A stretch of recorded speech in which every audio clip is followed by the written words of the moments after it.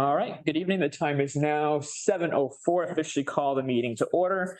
Regular meeting, public hearing for the Town of Dayton Zoning Board of Appeals, Tuesday, November 28th, here at the Old Town Hall. The Zoom information is below on the agenda with a link as well as the meeting ID, which is 744-646-2815, passcode 651342. Phone to dial in is 305-224-1968. Usually our meetings are being recorded through cable, but that's not happening tonight. We are recording it on Zoom, however, as we usually are. And it will be the Zoom footage and the audio will be rebroadcast at a later time on cable. And the listing of matters on the agenda are those reasonably anticipated by the chair, which may be discussed at the meeting. Not all items listed may in fact be discussed, and other items not listed may also be brought up for discussion to the extent permitted by law. At this point, I will say if we all could please stand for the Pledge of Allegiance. To the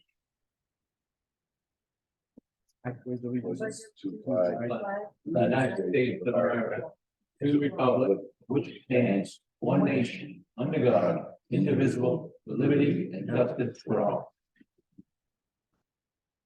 Right, so the chairman, Zachary Karen, we have Greg Logan, the vice chair, Jonathan Gale, the clerk. We have Lise Vincent and David Phillips, who are two members. Absent tonight, we have Susan Greer Pritchard, who has some holiday traveling conflicts and will not be here this evening. Can we confirm the next meeting date that works for everybody?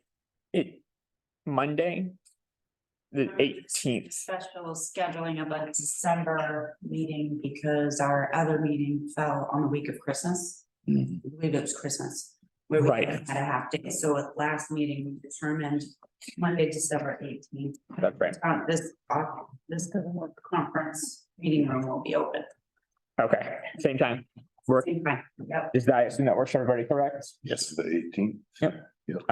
For the two matters here in the public hearing, for Mark Mason and David Butler and Darlene Gouveia, in the event that your agenda items are continued to that meeting, would that hypothetically work for the applicants or not work? Yes. Be fine? Okay. All right, so we will go on to the first item agenda. Just so everybody knows, this was an item agenda that was presented last meeting. However, there was a discrepancy with the posting and it led to some confusion for some of the abutters. So we did start hearing that case, but our legal counsel did tell us that we should not continue to hear it. So just a reminder more for the board. We are acting as though we have to act as if the first time we're hearing about this, in the sense that any abutters that spoke then either are here again tonight to share their opinions again if they want to, or we have some who couldn't make it tonight and wrote their thoughts in that we will read into the record. We will need 3 voting members. It does not matter if they are the same or different. If they are the same by coincidence, that's fine, but they don't have to be the same. Is there any members who have a conflict of interest or anything on this case that feels as though they would not be able to vote with being unbiased? No. All right, Jonathan, if I could have 3 voting members, please. Okay, let's do Elise, Dave, and Greg. All right, and so what's going to happen is, and this would be the same process for the next case, the applicant will present their case. The voting members will ask their questions. I'll turn it over to the other board members, and then you will turn to the applicant, the abutters, for any comments or questions that they might have. Just as a reminder for the board too, this is a special permit. We don't hear these as often as we do variances, so there are different criteria that we must take into account, such as things like pleading hardship, shape, topography of the land that we usually take into account for variances. It aren't quite the same kind of criteria we should be thinking about here. So reading from our bylaws, just to remember, the thing that we should be factoring in for the proposal is the social, economic, or community needs that are served, traffic flow and safety, including parking, adequacy of utilities, that is town utilities, neighborhood character, impact on the natural environment, and potential fiscal impact to the town or town services. So things as though like, what's the hardship and stuff like that is not things that we would consider the way we usually do for a variance, just so everybody knows. All right, so if the applicant is here, they can step forward and present their case. I do, as they're getting settled, want to read in the posting as it was in the Gazette. This is notice is hereby given. The Dayton Zoning Board of Appeals will conduct a public hearing at Old Town Hall, 1111 Somerset Ave, Dayton, Mass. On Tuesday, November 28th at 7 p.m. on the special permit application of Mark Mason for property located at 2098 Winthrop Street, being shown as a Assessor's Map 1, Lot 57, pursuant to sections 2230, use regulation schedule of the town zoning bylaws in order to construct two-family structure for residential purposes in a business district. Any of the handouts that we have, any abutters want to see them, they certainly can. We should wait till the public input portion, and they can come up and take a look at whatever they would like once we get to that portion of the meeting. You guys are all set, whenever you're ready. And John D'Souza, North County Group. My client here is seeking to gain a special permit for the construction of a proposed townhouse style duplex on this property. The property is zoned business with a mixed use overlay. There currently exists a dwelling that's approximately 8 feet from the property line up near Route 44. That is going to be raised. There's a garage that lands almost in the middle of the driveways that we have shown on the plan. It's into the front and the setback line, and that is going to get raised as well. The two duplexes are almost situated on the middle of the lot, going left to right, and about 85.1 feet from the street line. So they're up and over. There's a small little knoll where the current garage is, and it's going to be on the backside of that knoll. Also on that, we have shown two driveways coming down, but only one entrance at the street line. So that way there's only one curb cut for Mass Highway, because we will have to go to Mass Highway for that.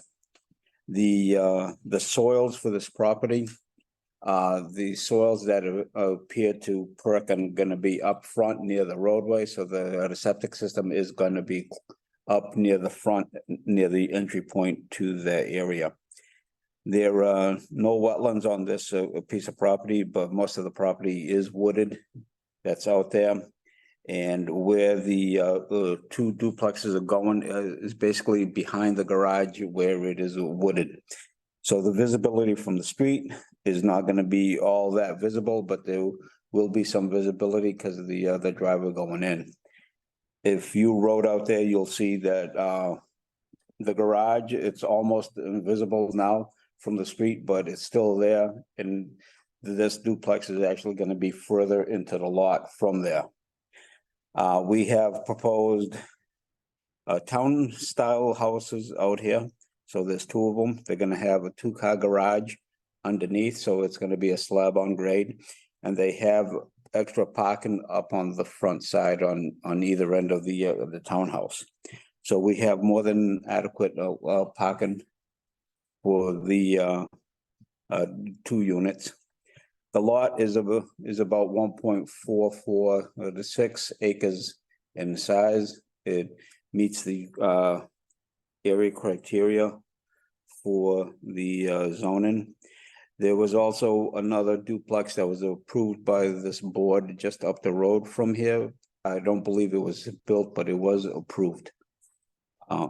This, I believe, fits into the character as it's a business overlay of the area, and normally the duplex under the normal zoning isn't allowed except on the business area with an overlay. If the board has any questions, that'd be more than answer. I will turn it over to the voting members first. Greg, do you have any questions? Yeah, how many bedrooms are you gonna have in these supposed townhouses? We're gonna be 3 bedrooms, 2.5 baths. So there'll be 6 bedrooms totally on this piece of property, is what you're saying? Yes.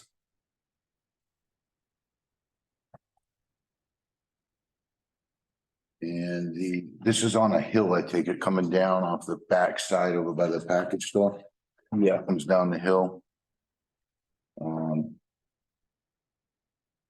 Kind of a blind spot there for turning radius for two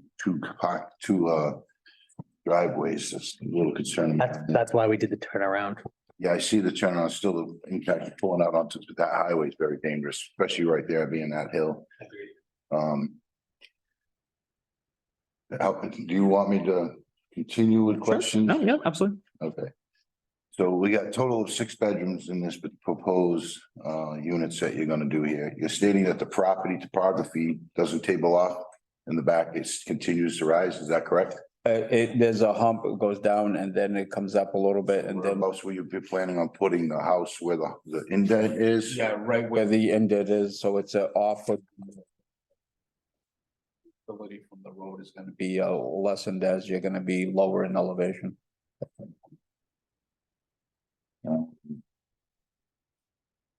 And so this is gonna be 2 individual sold separately.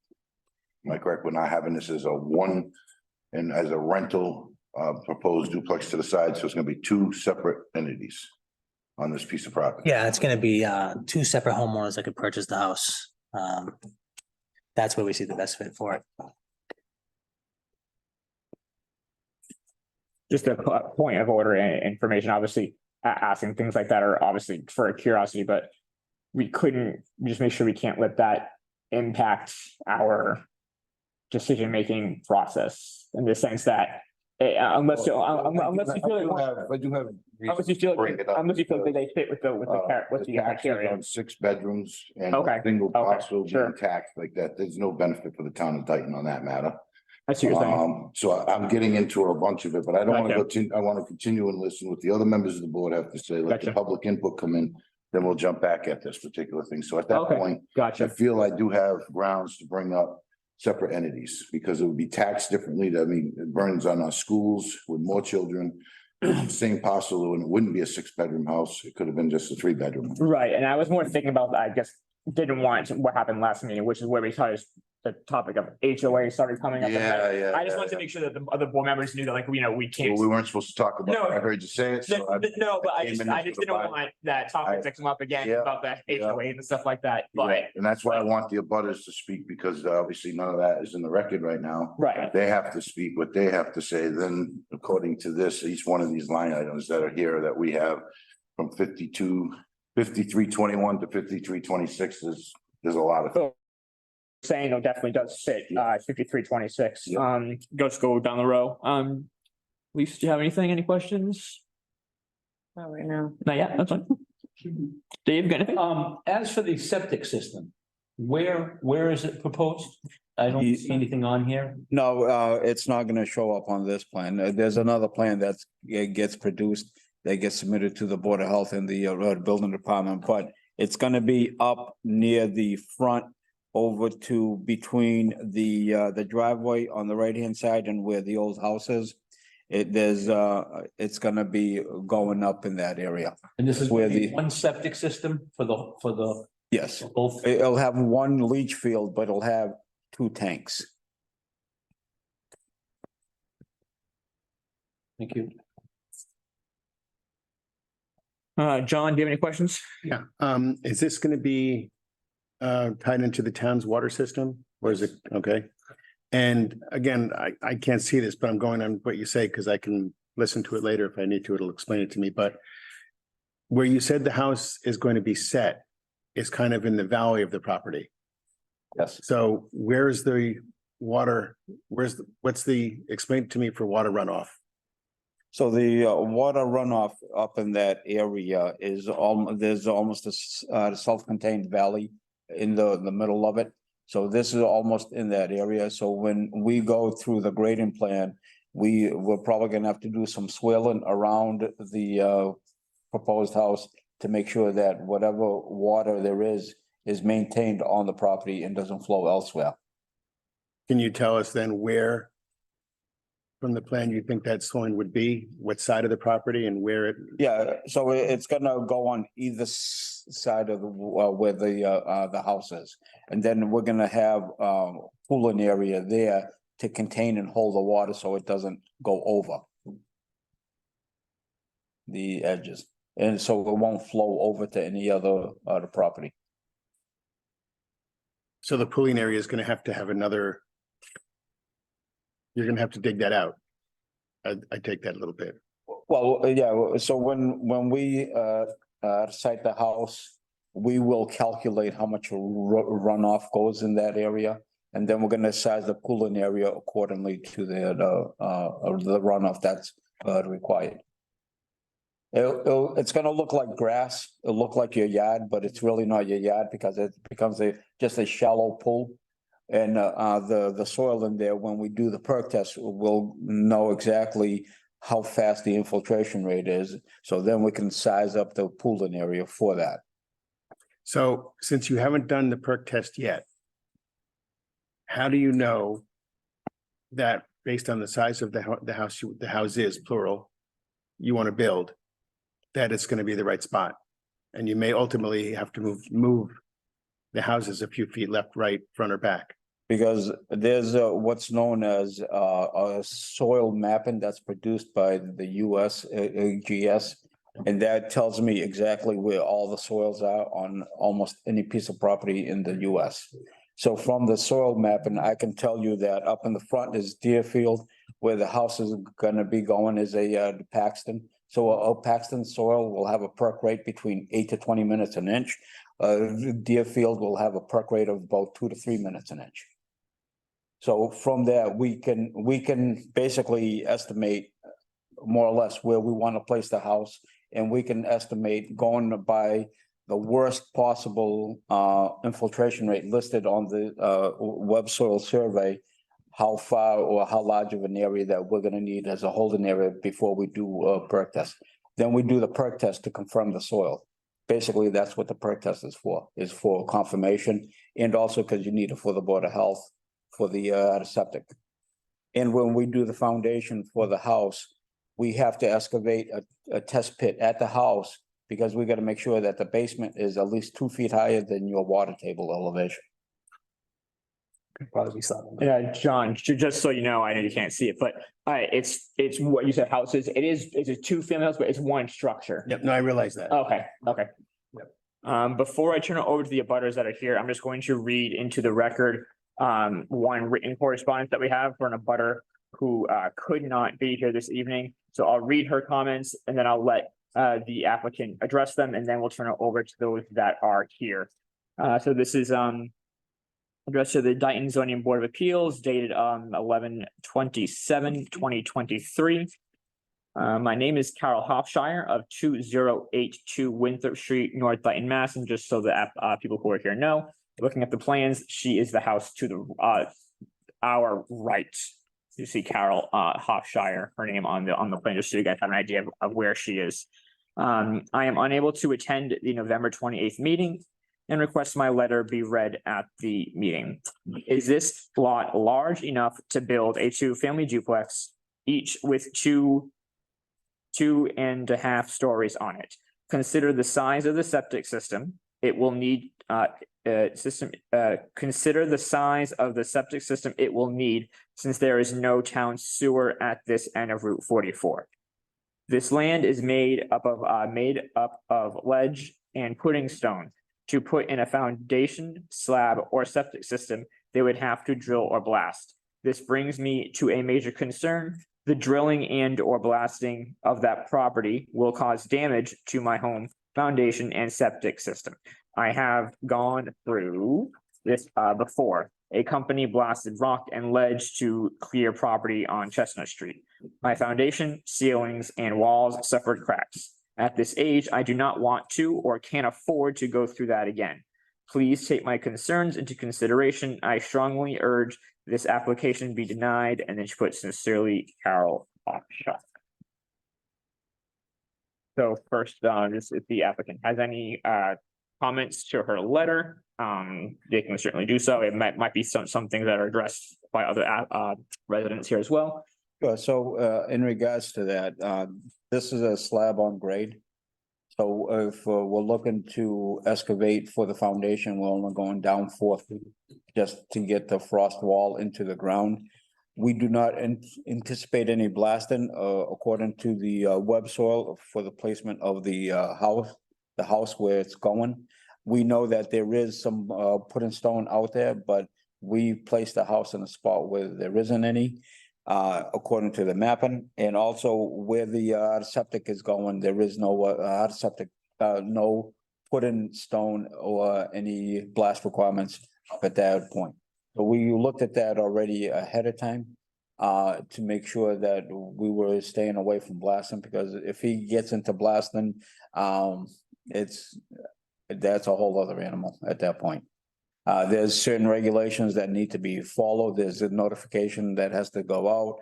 There's advanced screening, and then there's post screening of people's properties and everything else. So we're trying to avoid blasting at all costs.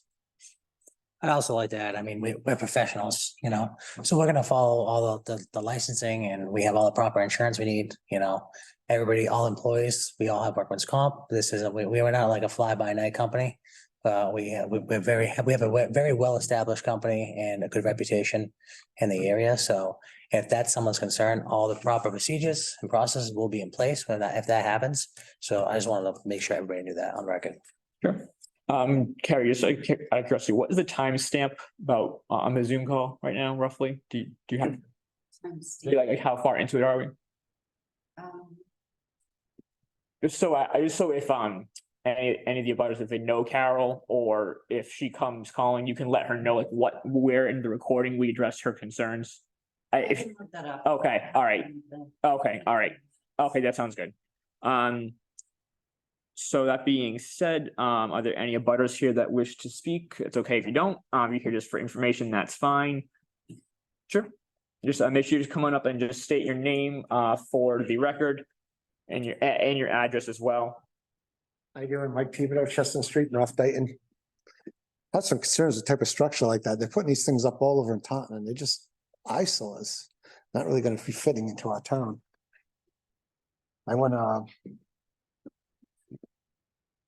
by, I shot a photo of one. I saw it on 138. You can have that, take a look at it, pass it around yourself. I mean, is this from that developer? That's when I saw in Taunton. There's a bunch of them all over town that look very similar to that. It's got a 2-car garage underneath. It's got 2 stories above it. Sounds pretty much what. I mean, I understand. I mean, it's not fair to judge one developer compared to what someone else did. But You have so much space you can work with. If you have a garage and 2 stories, that's a garage and 2 stories. I mean, it's gonna be pretty damn close to the same. I mean, it's not, because the one that they're proposing, the garage doors are beneath the structure. These are next to it. Yeah. So hypothetically, this structure right there, That looks like the garage is underneath on that one to me. And you got, I don't know who developed that. yeah, I mean, That's not even close to what I. You have a design of what you're building? We have a roundabout design. It's not even close to that. You have a design of what you're building? We have similar designs we've done in the past. It's not nearly. Yeah. you have one of those with you. It's a lot guys? smaller. do you have I assume, I didn't see any here. You don't have any architectural plans, right? We can shoot on the green or something. That's that's fine with me. I mean, I don't. Next thing, the shape of that lot, like when I was a child, I used to go mow the grass for Mr. and Mrs. Hofshire, and also for that house there. I'm familiar with both yards. There's tons of ledge all over the place on both of those lots. And I don't remember any dipping going down on it at all.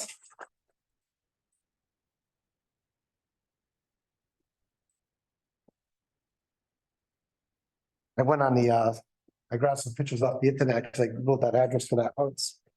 And I printed these out for you. These are different photos I found of that properties.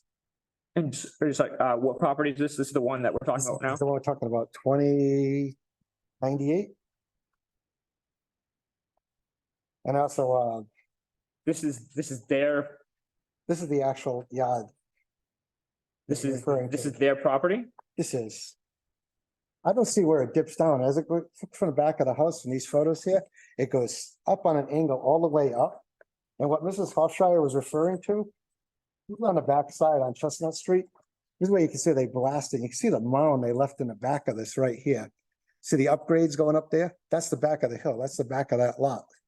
That's the back of this lot. Yes, that's the back of that lot. What are the dates on these?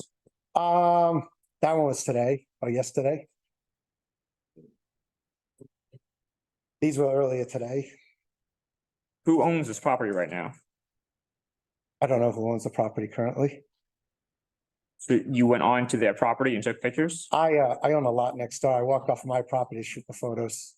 Oh, I see. Okay, I'm a direct butter on the side of it. okay. So you're directed. Yes.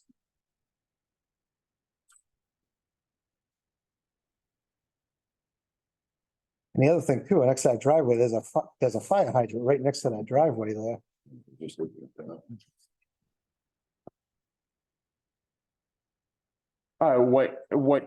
Yeah, Well, they're saying they're gonna build a house down in a dip. I don't see how they're gonna build in a dip. I don't see any dips on this land. I'm sorry, what was the fire hydrant issue with? Well, they're saying they're gonna add another driveway to the side of the existing driveway. They've got to have the fire hydrant in the middle of two driveways then. Does it show any plans? Oh, you have a plan there. That doesn't show a fire hydrant on that plan. Is that something that you guys were aware of? On the fire hydrant. The fire hydrant is gonna stay and if we have to move the entrance, we'll move the entrance left or right of the fire hydrant. That's not a huge implication. Okay. The other thing when you discuss here, it also mentioned there's a big system to the, What is this photo of? Just the back of that property? that's just showing up the back of the property, so the up property, how high the rocks are sticking up out of the ground there. So whereabouts in this picture is that property? This is the edge of the property going this way. Oh, so this is off of the back road. That's off that side of it. That would be on this map here. If we look at this map, that would be right about in this area here. Just so everyone knows, especially, I know, Dave, because you asked about it, just so you know, they meaning the applicant does not have to put on these plans where the septic system is, nor can we dictate that. I mean, that's not something that we should be taking into consideration. I mean, Where's the well of the water? Is it near the wells? I'm sorry. Where's their well? Do they have well water? Is it near their well? This is the back of the property here? That's the back of the. Going on a. Have you gentlemen seen these pictures? No.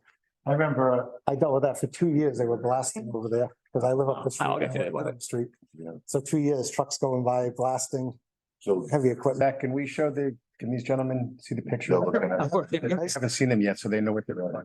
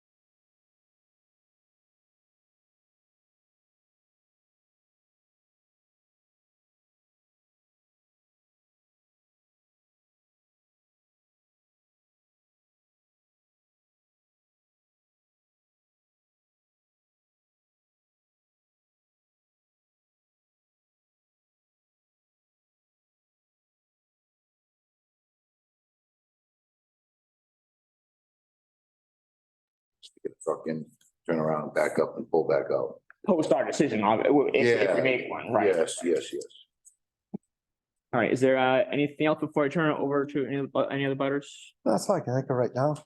But I'll reserve my right to come back up and visit you. Thank you. So you are opposed or? I am opposed to that. Thank you very much. If there are any of the butters that wish to speak, just come on up and again, just state your name and address the record. Yeah, my name is Bill Mariano. I live on Chestnut Street. I own property on that's not quite adjacent to this, very close. Sorry, so you live on Chestnut Street and you, On Chestnut, my well is not very far from where this is gonna be. okay, My land goes from Chestnut all the way to 44. okay, I'm also a major contractor.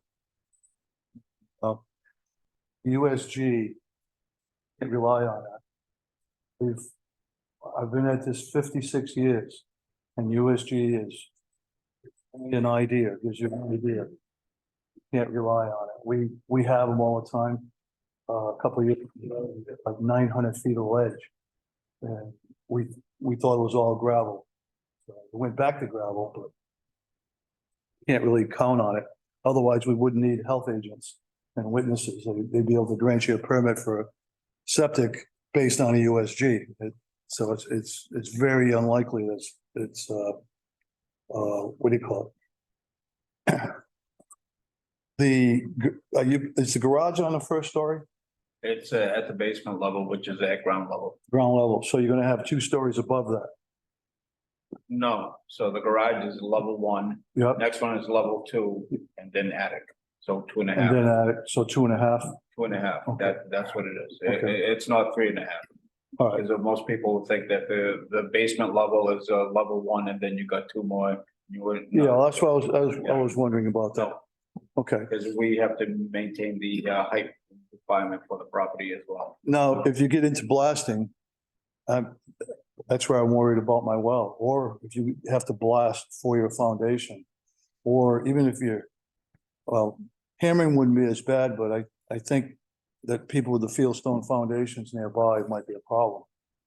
But the blasting would definitely be a problem for me, because it's possible it could change flow of well water and so forth. I just put a well in.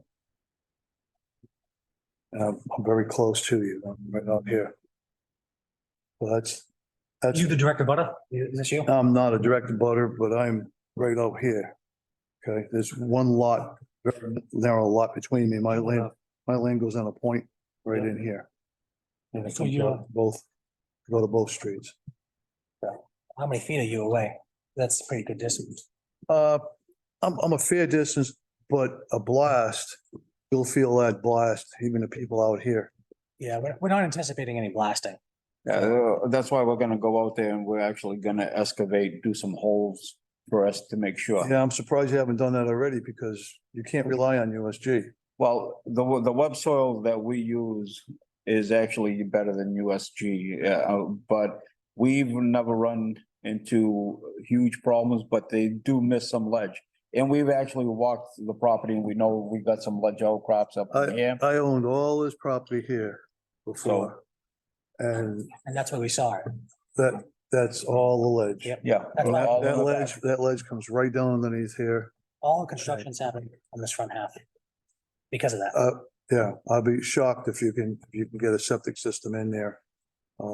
Conventional septic system in there. You're actually allowed to do what's known as an alternative. So an alternative is a Caltech unit without the stone or the gravel around it. You can use sand as long as you show that you have the room for conventional on. Right, the lot. no, I'm well aware of that. But I knew you would be. the gentleman down the end here, he had the same problem.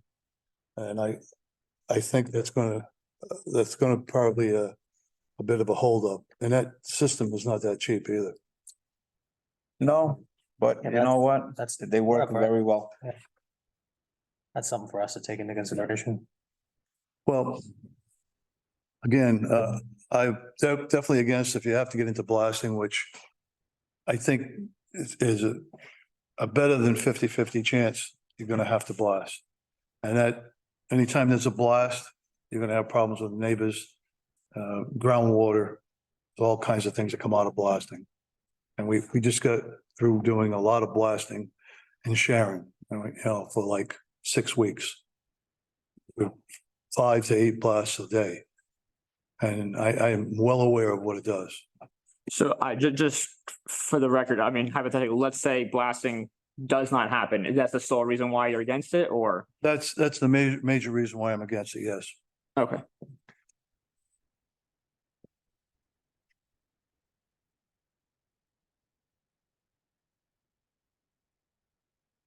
Any further questions or all that? Thank you. Anybody else for a butter that wish to speak or any questions? Even if you're not a butter, just have any questions about it, that's fine. Can you gentlemen just clarify for me, have you purchased this property yet, or is it contingent on what the board does? We close tomorrow. They close. They tomorrow. close tomorrow. Close tomorrow. Thank you. No problem. So the next step that what we would do is that if there are no more abutters that are no more abutter comments, excuse me, we would close the public input, public hearing portion of this case. You wanna do that? You know, what, and then we would deliberate, we just couldn't take anything else in I see. at that point. So I mean, if there are no more abutters that have, sorry, yep. I just said another thing I wanted to mention. I don't know how a permit can be granted without knowing certain things, what's gonna have to happen. Because once you grant the permit, or once you grant this variance, whatever you want to. Special permit. Special permit. These gentlemen here are gonna go on that premise and they're gonna have to execute things as they see fit. If whatever surprises they have, they're gonna have to overcome. Hmm. And the likelihood of ledge or is so prevalent. It's almost certain that it's there. You know, we can't see to the ground, but test holes should have been dug. So that's one thing that I think the applicant was kind of saying this himself, is that that's quote unquote their problem. It's not, we can't say, well, they have to, there might be ledge guys, we have to vote no because there might be ledge. That'd be one of those things that if they get a special permit and they're like, financially, we can't do this, that would be hypothetically their loss or their problem to deal with. We Are you gonna earn that. Are you gonna put some sort of a clause in there to say that you can't blast? So that's the only way you can protect me and the neighbors. That would be one way. If they were to dig test holes and I wouldn't even be here tonight. They dug test holes and we knew that wasn't gonna happen. If they knew it wasn't gonna happen, they're going into this thing blindly. I've never seen anyone go into a project that way before, but I mean, it's not my business. But I'm in the business for 56 years. I started in 1967. And I can tell you by looking what the odds are, and the odds are very, very high that there's ledge there. Putting Seeing I own the property. conditions on things are things that the board and the board members can do. So I guess that would be, I mean, I'm not a voting member on this, but I mean, that would be something that, To protect us. right, I mean, we've done that before, from not blasting specifically, but for things, putting conditions on our decisions is something that we do if it's necessary. That would be something that the board would definitely take into consideration based on the abutters' opinions, but that would be up to the board members to decide if that's something that they want to do. I mean. Thank you. If you saw test results that showed you blasting was not required, Well, I'm not a town official. It'd have to be the town. but I'm just asking, I'm asking you as an abutter, if you saw a test results, given your background, Yep. if there were testing done tomorrow or the next day, and then you saw those results and it showed that blasting was not necessary, would that satisfy you? Would that be enough to satisfy you? Yes. Okay, Yes. that's all I'm asking. Thank you. I've got a question. You said you've been doing this for 56 years. Yeah. Do you have your construction supervisor's license? Oh, I got supervisor's license in 3 states.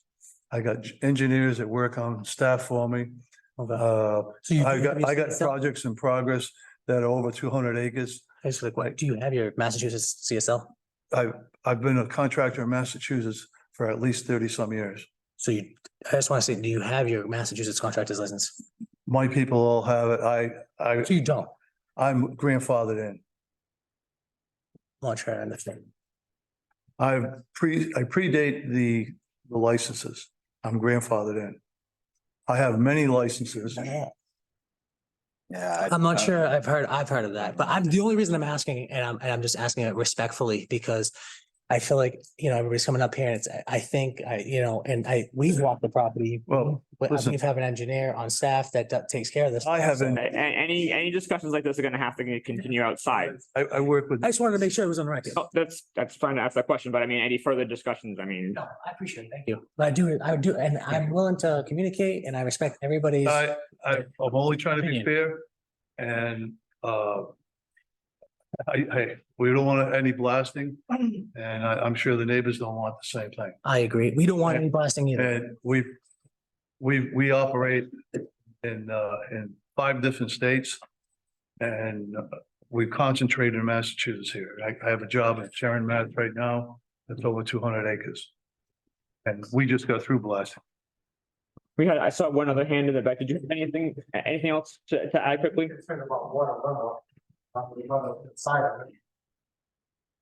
I think John addressed that, didn't you? Yeah. Yeah, we adjusted the water runoff. All right. Okay, so that being said, I will make a motion. So just a reminder for the board members, once we close the public hearing portion of this, we cannot take any other information in. And we cannot ask the applicant any questions. It's just that period is for us to deliberate. Which you can make a motion to approve, deny, you can make a motion to continue, whatever you want to do. At that point, keep in mind, we cannot take anything else in or ask any more questions. Sure, yeah. Well, yeah, I mean, amongst us you can, but just to the applicant. Yep, sure, of course. It just sounds like everything's hypothetical. So do you guys have copies of the mapping, things that you've done that we can look at? Well, That mapping, I don't have them on here, but if it's on our website, it's called the soil survey. We use it extensively in the engineering field and I've only been doing this for 37 years, unlike the neighbor. So we constantly use web soil survey in order to map out properties ahead of time. So when clients come in, we can sit down and go through and find out where the best soil is on a property to perk. And actually, we just went through this in Taunton where somebody thought that their land, it didn't perk, and we found through the web survey 3 locations where it perks, and actually it perked at 3 minutes an inch. so how But we thought it wasn't there. accurate would you say that the mapping is on website? The mapping on this is Isn't it perfect? It's always, it's never 100% perfect, no. But if you're in about 80 to 90. That's what we look for. Know that when we go out there, you're not gonna find exactly as it states on there all the time, but it's gonna be very close. So If it's telling me that I have a Paxton soil where the foundation is gonna be, I'll almost guarantee you 100% it's a Paxton soil because that's how accurate these things are.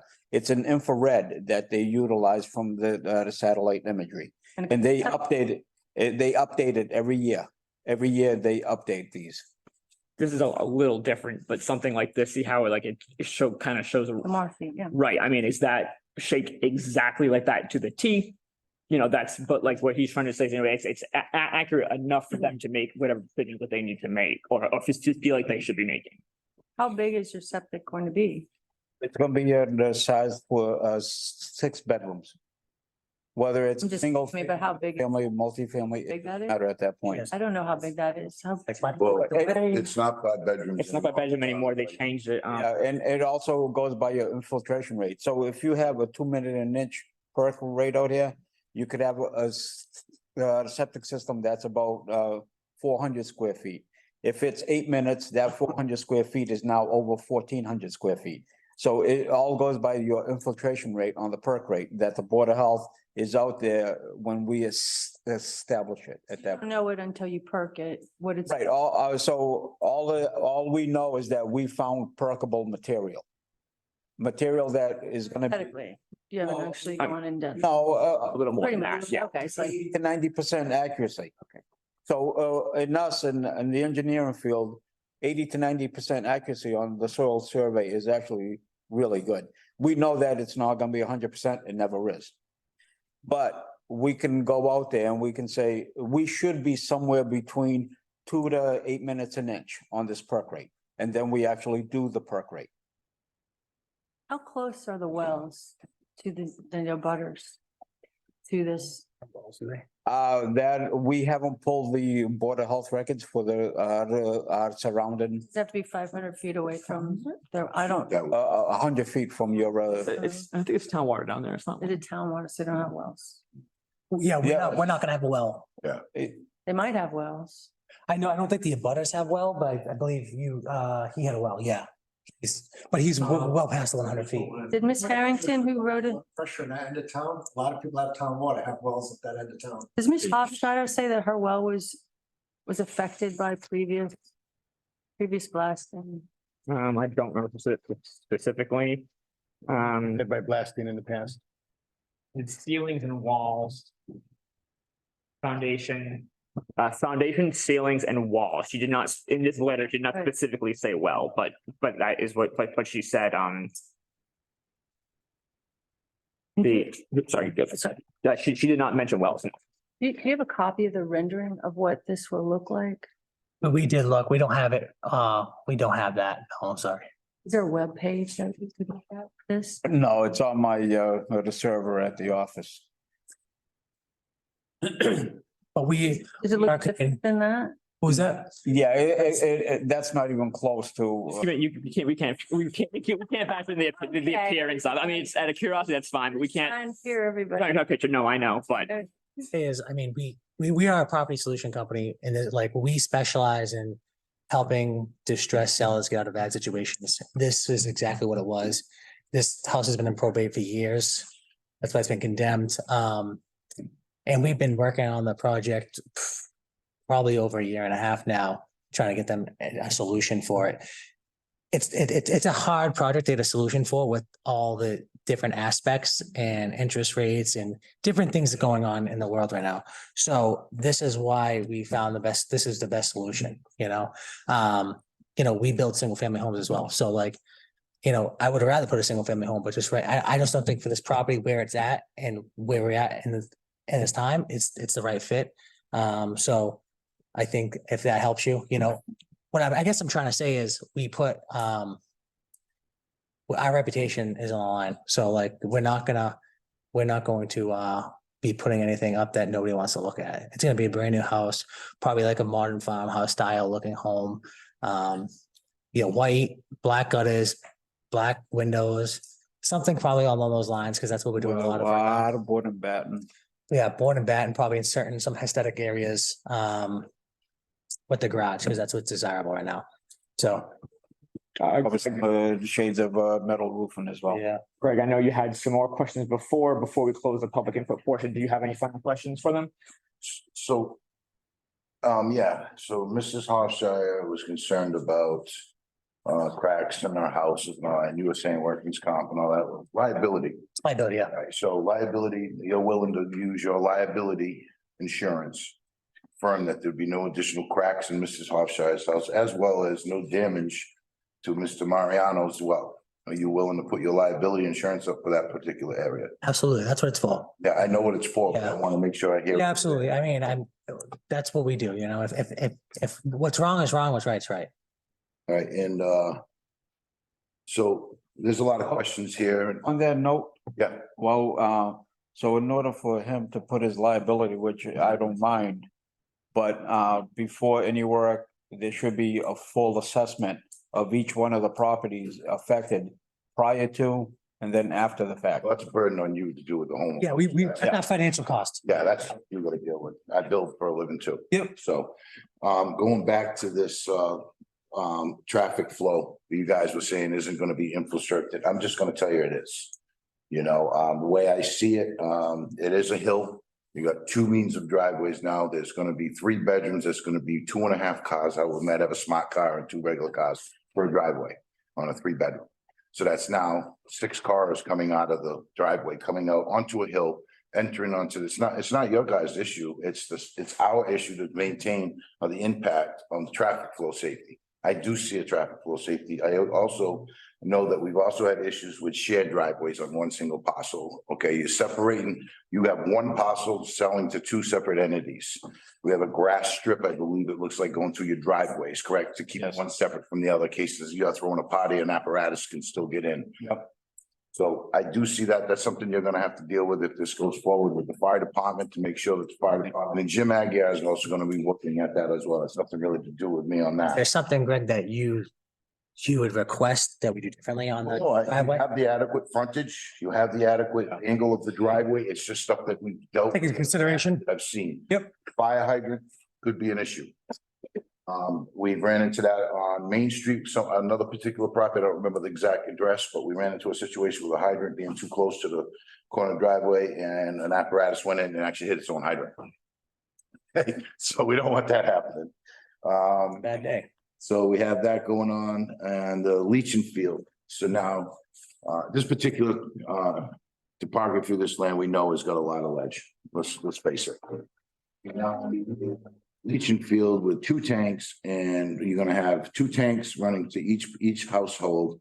And then you have 1 shared leaching field on this property. You're proposed to put it to, if I'm not mistaken, to the front right of the building right in that front corner. Let's say that you hit ledge. How high is that gonna be? And what are you gonna do around the back of around the back of the leaching field to maintain that the water swale still exits out the front of the topography of the land running down towards the street? That's something, these are the things, the reason why I'm bringing it up is our board is, a lot of our board, we get this. All right, and that's all we're supposed to look at, but at the end of the day, we have the same situation going on in Pleasant Street right now with someone that's bringing somebody to because of a stair. This is what we get, we get a square box. Then they go, give us, and then they go to Jim Aguirre, gets the approval from Jim Aguirre, Jimmy Aguirre approves the print, and the other stuff that's on that print is not to our bylaws. We cannot have that. So there's questions here. She brought up a great question. Where, test pits, where you guys done, you've done a perk, those, I mean, I'm just saying this out of my heart. I really think we need to change some of our bylaws. These things need to be addressed before you come in front of the board and waste our time. Because if this can't happen, you're not gonna build. It's simple as that, I know you said that a 2-bedroom house, I mean, a 2-unit house. On a single slab is obviously the most economical way for the builder to make the money back for building a house. It's very expensive to build houses today. We know that. Well, The burden that I find that the town of Dayton requires on that is I just went over to you as children. All right, our taxes are crazy. In here, we have a development impact to our town, all that stuff. Those are the things that I think that we're not looking at here. So I think me personally, I think that a 1-bedroom house would be a better home for the quote unquote Dayton. 2 reasons, taxes and also if this person to the left buys this house, great owner. This person to the left, not so great. Down the road, needs a roof, can't afford the roof. This one's still gonna do the roof. Your roof's separated in elevations on both. yeah, there is a split. They are a split, so they're not one continuous roof. We don't have that, any issues going on. Has anybody done any radon tests up here? We don't know, right? These are tests that we don't know until you stop building. You're gonna dig down, you're saying you're gonna scratch down, what, 3-4 feet, maybe and do your slab? All right, so then now we're on ledge. And that's where that stuff grows, those are concerns I have with that. Again, there's some things I think that need to be addressed on that. The input, the topography of the property, you said has a valley in it. I don't see any topos. I just see a drawing. I'd like to see that next. If I could see some of that with the showing the topography of the indentation, where it's going to the abutters as well. Those, I can pick it right up as soon as I see it. I don't see it here. Can you see it on those pictures that a gentleman? no, unfortunately, it's- it's very vague. The pictures are decent quality. It's just for, Yeah. it's almost like if we, I have. I mean, guess. sure. I think I know where it is. I know, right, can you pull up Google Maps Google Earth, Google, not Google Maps, Google Earth, Yeah, the Google- 3D. Google Earth does that come sometimes. Yep, that might. Google Maps has 3D now. And then, like I say, there's a few things like where, as most of the abutters have stated that their concerns are is could be, should be, would be, we don't know. You know, in this Keep going, particular piece of property, fortunately, that's where we're at. You know, there's a lot of unforeseen conditions and, so I'm just gonna stop there. I have some other things, but I'd like some other members of the board to talk and give you guys the chance to talk. And I gotta understand where I'm coming from. If we start allowing townhouses to come in the town of Dayton, okay? There's one that I know of, and that's the one that Lopes had in the front, never been built, and that was built, and it was supposed to be a single owner, 2 parcel. Okay, that particular one. I was on that, so I know that's how it was left. So one owner owns it, even though it's a townhouse.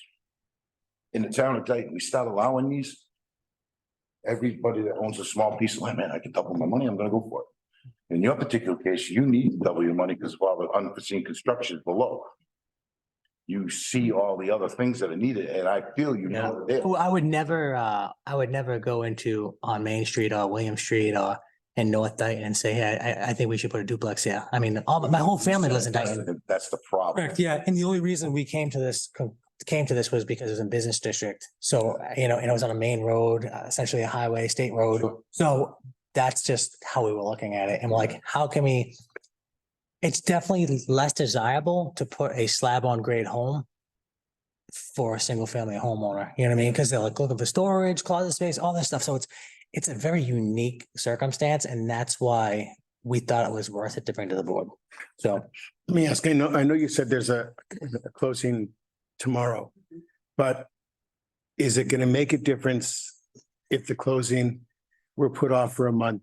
If there were members of the board who wanted to see other information from you before making a decision?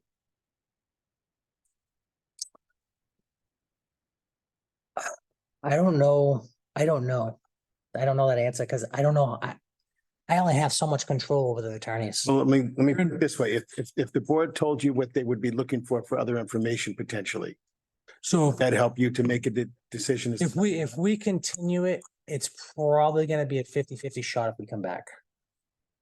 That's, if I'm gonna be honest, I'll be honest. Because we have a lot of time and energy and money tied up already. I don't have that answer because a lot of it rides on like the probate attorneys and stuff like that. Attorneys that it's a little over my head. You know, I can only control my attorney. And we've kind of got it to a point that we can close tomorrow under some certain circumstances.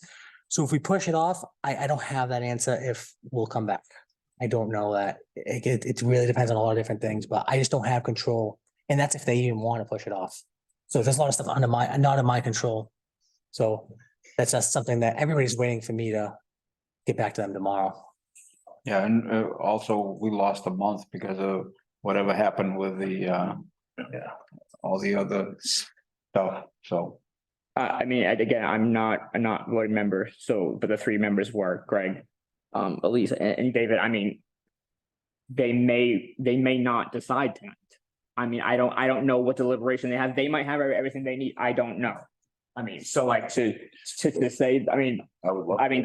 that's obviously, Information back. that's not for me to say, but I mean. So if hypothetically, you were looking for more information, we cannot vote to close the public hearing of this because then we can't take anything else in. Purpose would be to, I'm not saying we can't do that. I'm just letting you guys know that if whatever you feel like you want more information. I think we definitely need more information. I mean, that's not for me to say. That's you guys as voting members. It's up to you guys. Whatever you guys need to do to make the best decision possible is something that you guys have to decide. And that's whatever again, that's for you, the 3 of you guys to discuss. Just keep in mind, if you close the public input and then you still want to talk about it, we cannot take anything else. We can continue, but we can't take anything else in or ask anything. So just keep that in mind. I know that kind of aspect is relatively new to Well, you guys. I know I Greg. think you we need to that, but- continue until we get more information. So again, hypothetically, if that's something you need or you're asking. When and if you guys make that motion or that request, you would need to have specific things of what you're asking of them to just, because I mean, to say we need more and they're gonna leave here hypothetically being like, more what? So if that's something that you guys decide, whatever information that you're gonna ask of them to bring back needs to be things that are going to pertain, things that are going to help your decision making. Just keep that in mind. Thank you. Gotcha. What kind of information are you looking for, David? And that's, you know, what. If I can try to maybe educate you on what we have to date. I guess, my issue, I think, is with the septic system. I mean, there's a lot of variables. When you start digging, if you get into ledge, where are you going? I don't think that we can make a decision on septic. Dave, that's not our job is not to tell them or ask them where the septic's going. And we can't even do that without getting an official perk test. And as heartless as it sounds, that's for them to figure out. It's not for us to dictate. Yeah, Okay. so we can't just go and perk on property that he doesn't own. See, that's the unforeseen conditions that I think is tough for this board to work with. Without seeing I'm not, things, I'm not so agreeing. that's why I agree with Dave, even though that's a board of health issue, but again, he doesn't know if it's gonna be this size, till he finds out what's the topography, where the water's But gonna, keep them, how much sand you're gonna bring in, you know. Right. He's doing a retaining wall, you don't know. right, You know? but looking at the things, the things that, What the things we can control is swales other people's properties, correct? So. well, there is yes, but I mean, the criteria thing. I would love to see topography. You know, Right now. I would love to see the topography. If that was a requirement on your plan set, we would have had topography. Well, hypothetically, we never met. This is our first meeting, correct? Right. Okay, so that being said, at the quote unquote hypothetical meeting that we didn't have because of, we didn't have all the, abutters, all the information about septic design. Location where it's going, I never, but that hypothetical. Yep. Okay, again, I'm getting off pace here. What I would like to see, a couple of things that I think would help me is the topography of the land, the swale of the land. Obviously, you did speak about how the water runoff was gonna go to the right or the left of the house. I did hear that, and it's gonna stay in that swale. You know, In your mind, how just for the sake of any decisions that be written or anything, how does that, what you're asking of them, how does that fit the criteria of the things, just so we can make well, it clear? 5325 input of topography. Which one, I'm sorry? 25. All right, I wanna see the topography. Impacts on the natural environment. Yes, wow, I wanna see that. Okay, I wanna see. Shall- Where it goes, off to the sides, where it's going to the neighbors, where we're gonna have all that. That's in our bylaw right here, 5325. Then we go to 5326. All right, leaching field, 2 tanks, front and right. Okay, so again, it's an impact to the environment in that particular area as well. Then we have 5322 flat traffic flow study. Those particular things and stuff that, these are all in our bylaws, all in our criterias for the special permit. So we've talked about, you know, again, it's stuff you'd have to go in front of the board, the fire chief and make sure it's adequate for that. The traffic study, the concern I have is one, Mr. Thibodeau brought a picture with a 500 close, said you're just gonna move the driveway. You can't just move driveways. Yeah, I know what you're saying. I'm just gonna move it to the left a little bit. Well, actually, right now you can. Yeah. Because it's not here. That's I'm right. just saying, these are the things that are, so I do have some concerns, and unfortunately, if that's gonna be the deal breaker with the purchase of the land, I'm sorry, I would love to see a few more things before this board would make a decision. That's me. That's on that. I mean, so that being said, I'm not gonna close off, I'm not gonna close any kind of public input. For the 3 voting members, what do the 3 of you want to do? That's what we need to get to right now. I mean, you can go back and forth on the questions, but like the 3 of you need to decide what you want to do. Are you prepared to take a vote? If so, there should be motions. If you're not prepared to take a vote, you need to deliberate and decide what you want to do. Are you going to continue it to get more information, or are you going to close the public input and continue it just so the 3 of you guys can think and discuss? but we need to make a decision. We have to move on, not move on, but I mean, we can't, you know, the three of you, the board members, you guys need to decide what you want to do and what steps you want to take. I cannot say or decide that for you. The three of you need to do that. I'm not opposed to putting conditions on it, Okay, but where's the water runoff gonna go? I know you say this. It would be nice to see it, a topographical map. so just to when, Protects the other. so when the topic of conditions are being discussed, Mhm. when one goes to make a motion, you would say, I approve, I make the motion, we approve, hypothetically. We make the motion to approve with conditions X, Y, and Z spelled out in detail of what the conditions are. So if you are not prepared to decide what those conditions are, I would suggest you don't do that yet, because putting conditions on a permit or a decision is a legally binding thing that we need to have. You can't just say conditions to take care of the runoff. You know what I mean? You need to have specific details. I'm not saying you can or cannot put conditions. It's up to you guys, but that needs to be something that you need to be sure of what you want that to look like when that time, if that time comes. Which is obviously, I'm not saying you should or shouldn't do that. Nothing wrong with doing that, but it needs to be very deliberate is what I'm saying. And if you feel like you don't have enough, as the chairman, I cannot let the board make a decision on things that they are not sure about. That's not rights to anybody. Right. If you don't feel like you have enough information, then you guys need to decide what you need to do. Zach, can I make? But one second, John, but factoring in what their closing or like, well, I don't want, that's not things that you can think about. I understand the heart of that, but you can't say, well, you know, it has to be done tonight. Okay, yes. I'm just saying hypothetically. And you can't say, well, you need to know tonight. I'm not ready to do that. So no, you can't do that. You cannot factor in their financial process in this right now. You need to factor in. So three of you guys need to decide what to do based on the information you have in front of you. If you need more, or if not, you guys need to start making motions though. Oh, and discussing. I'm with Greg. We need more. We need more information. Sorry, Don, what? That's okay. I was gonna ask you, can I make a suggestion that, or tell me if this is okay, if the three voting members were to continue, and I heard what the gentleman said about 50-50.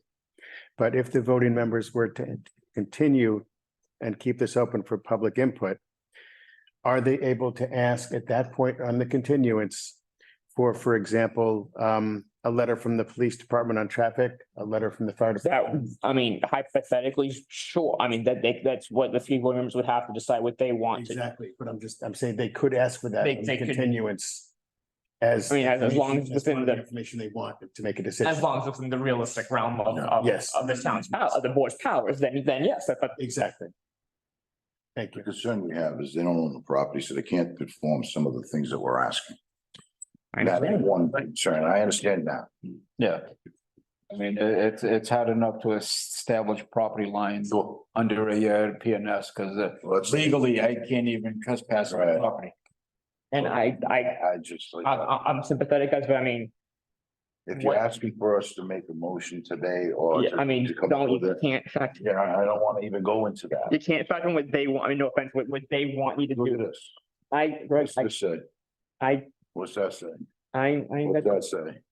What's that say? They're all over the place. Again, so it's very hard for me to even. So, then the voting members need to start making motions, but what they want to see done. Mr. Chairman, Yes, Greg. Greg Logan. Hmm? I would like to see a motion, Well, you can make the motion yourself. yeah, to table this with conditions of. Location of septic system, I'm sorry, table or continue? continue. Okay. You don't need conditions I on. want to make sure that what I was asking for the applicant is Okay. proposed location and size of septic system. Approval from the fire department in regards to the driveway apparatus turnaround.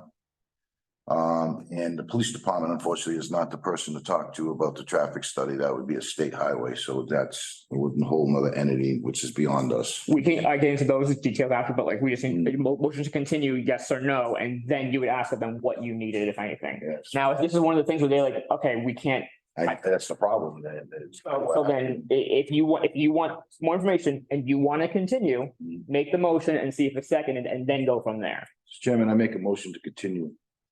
Second. Any discussion? Nope. So all those in favor? Aye. So now the three of you need to decide what is it, if we're continuing this and keeping the public input open, what do you want of them? Now, keep in mind, what they want to do after this is up to them. But I mean, as a voting member, we have to vote on what's in front of you. What do you guys motion to continue, and it was approved unanimously amongst the three of you. What do you want of them to bring to you guys if they choose to do so? Zachary, well, what are we capable of after this motion? Like, if you guys do a motion to, it sounds like you guys want to do a motion to continue. So if that happens, where does this leave me as an applicant? Or if it's whatever, it's an approval on conditions, where does this leave me as applicant either way? So I mean, basically, they're not prepared to make a decision based on what's in front of them right now. Sure. So what you could withdraw, you could say, you know what, then if you want to withdraw without prejudice means that, like, you know, we're not going to factor in, we're not going to say, well, let's think about what they did last time. It's going to be more like, you know, we would like to just do a different route, then you guys would withdraw and you would talk to Kerry about making that. I mean, if you guys, that's something you want, if you don't want to decide that right now, that's fine. You can take our continuation and then decide what you want to do after. But. Okay. I think you were asking what happens, sorry. No, that's fine. Sure. If they continue, then it goes to the next meeting, which is. So in that December. meantime, they could get whatever information they want to make the informed decision that they feel like they couldn't do tonight. Okay, can we, before we do this, can we look at in the bylaws that you're just looking at, Greg, where it's state, because I feel like there's a lot of bylaws stating about septic systems and all this good stuff, and we can make it proposed. We can make it proposed, we can tell you where it's to be proposed. It's not on the drawing, but like, if we draw it in where we propose it and what we think is gonna be the size, I just don't know if it's really gonna be like we did this per the standards of Dayton, or would have never got to this board, but we lost a month. Yeah, That's where my frustration is a little bit. We lost a month. I feel like the communication's not there. I feel like these standards weren't set from the beginning and weren't set from the last meeting that we already had. last meeting wasn't supposed to be even heard. That's what we were told us back. I agree, but that was on the expense of the time of the applicant, which I get it, things happen. But now it's like we go a whole other month and a half. Let's back up. We And- did ask you about a septic design on the last meeting. Correct, and we came back with the information where it was gonna be proposed. Yeah, so I just feel like, there's just a lot of things that people request. Everybody's worried about blasting, and we did everything, we said everything we could to make everybody feel that we had it under control, as we do. But there's just a lot of things that are unknown, and in construction, it's unknown. Greg, you're a builder. No.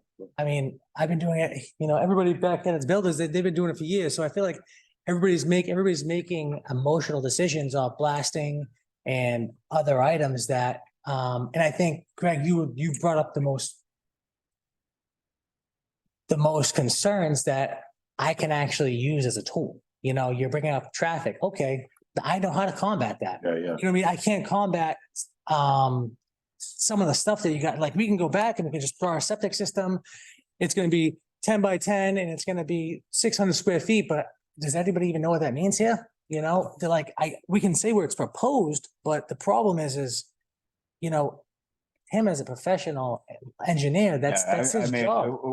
We can't even come up with a septic system until we do a On this, Yeah, so I mean, so just a reminder, the criteria that we have to follow is obviously things that you are not prepared to say yes or no on. The information that they could potentially bring you, is it going to solve any of those things? Yes. Yeah. Well, go ahead. that's why I'm bringing it up now. So obviously the traffic study on that hill, which you know about.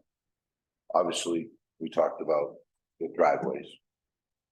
Obviously, we would like to know proposed location of where the septic system possibly might be going. Said to the right of the house, I can understand. The topography of the land, which is hard for you because you don't own the land. So you have some circumstances in your situation, but you're asking the board to respond to something that we can't have in front of us. That's how I feel. So those are the few things that I think would help this board make a decision. If you guys want to see, so I know you're talking, so these are the things that our town, of our board. So this is the criteria the board has to factor in when granting Special a special permit. So these are the elements right here that we are all considering. So did it say septic?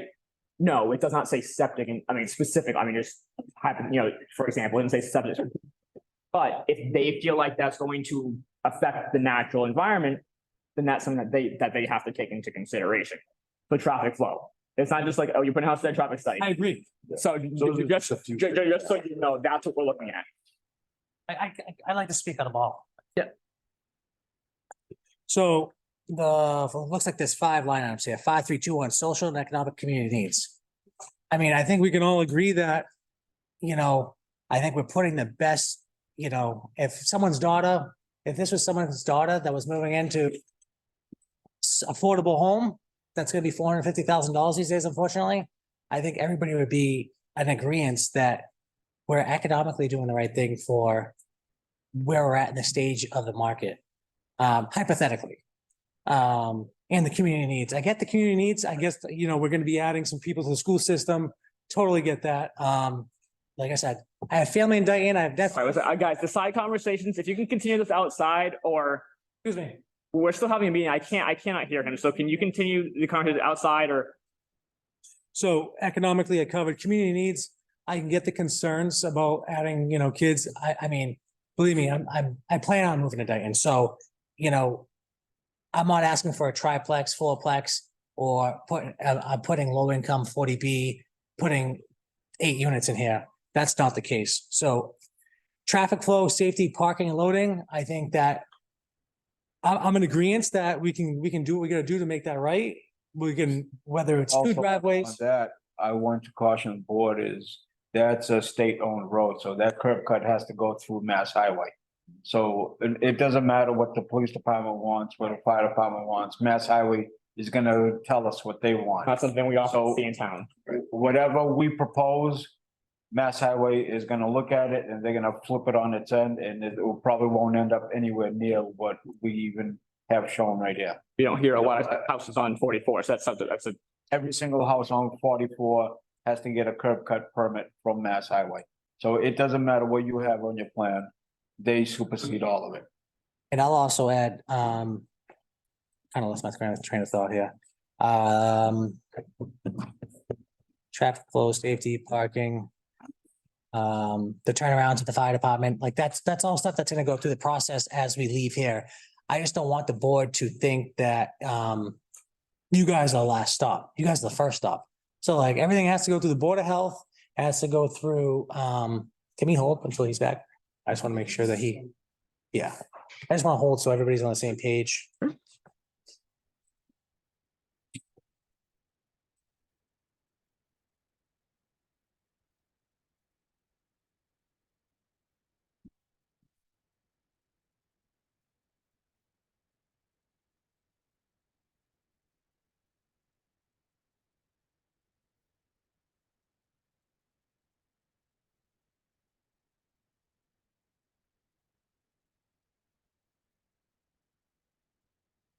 I know this can be tedious, but I mean, this is what we're here for and They own the land, it should be all. I know.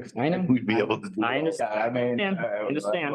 It sucks the reason why I mentioned that motion, Yeah, it it's, suck. it's hard on us because we can't do what we normally do. I know. Normally, we'd go out and have a couple of perk tests already and everything, but we can't even do that. I can't ask these questions.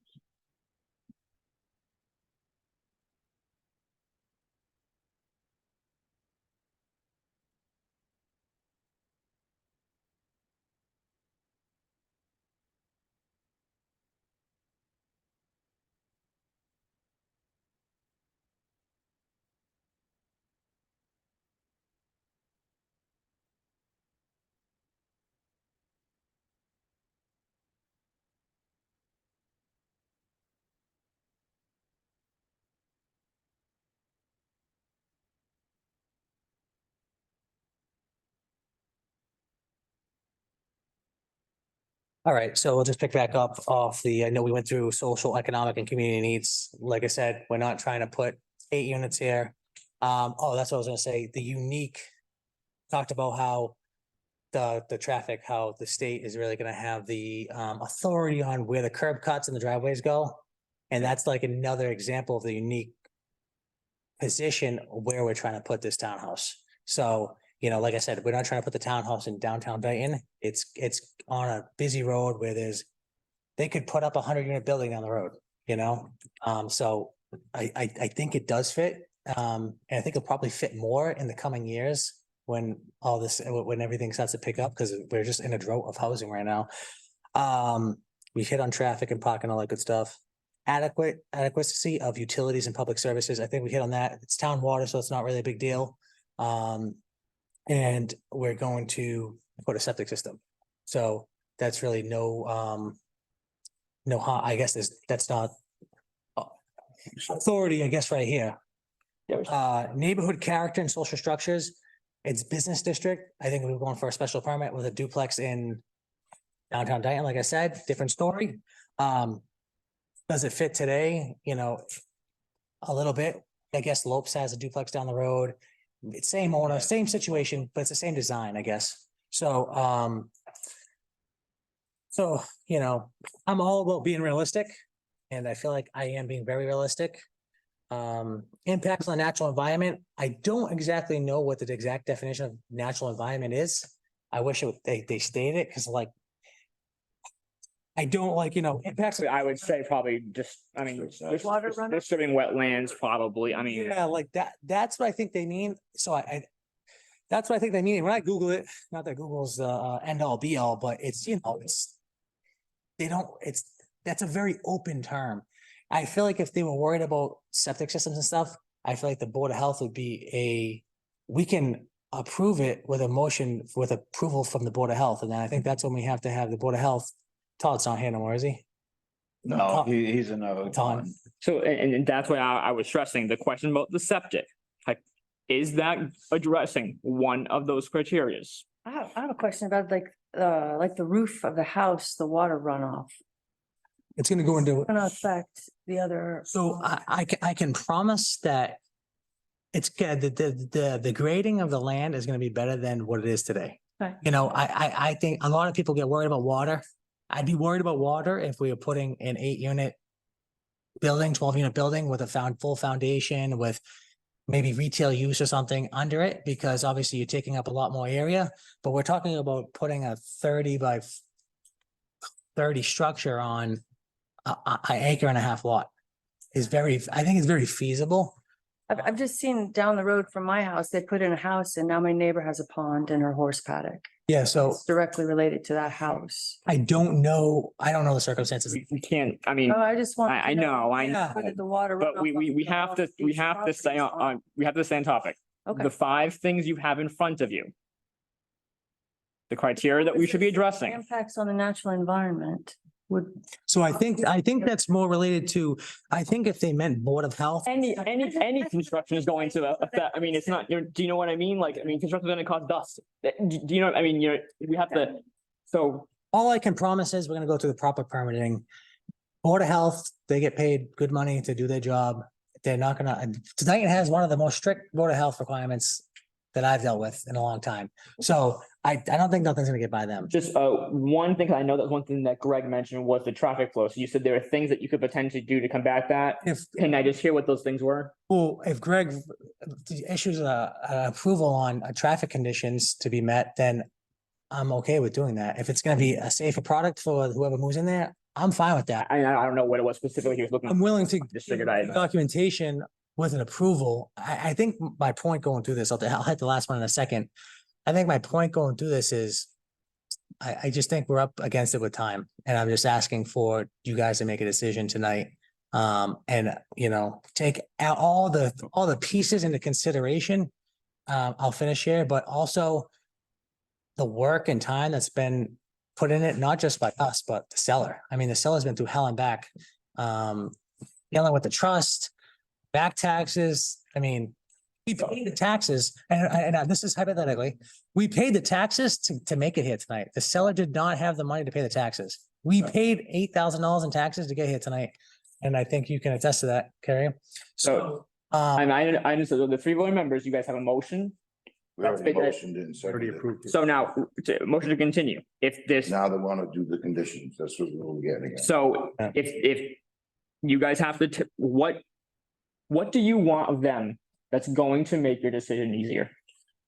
So, And you need to tell them what that is. all right, well, they said some things that I'd like to respond to. Sure. Okay. So we were talking about the impact to natural environment. Correct. Okay, so now you have soil on top of virgin ledge sitting there. potentially, Okay, we'll go potentially. Yeah. Meet your I 50. don't, I mean that respectfully too, Okay. okay? Meet your 50-50. So you get a heavy rain, What was that? you get a heavy rain. Water goes down 2 stone and then where's it go? So under stormwater management, Which is another one you'll be dealing with, I'm sure. oh yeah, I that, want to make sure. I know they're waiting on us. These are the conditions that we ask for special town permitting. So this is something that it's been bothering me for the last few years about certain bylaws that we have that the town has adopted.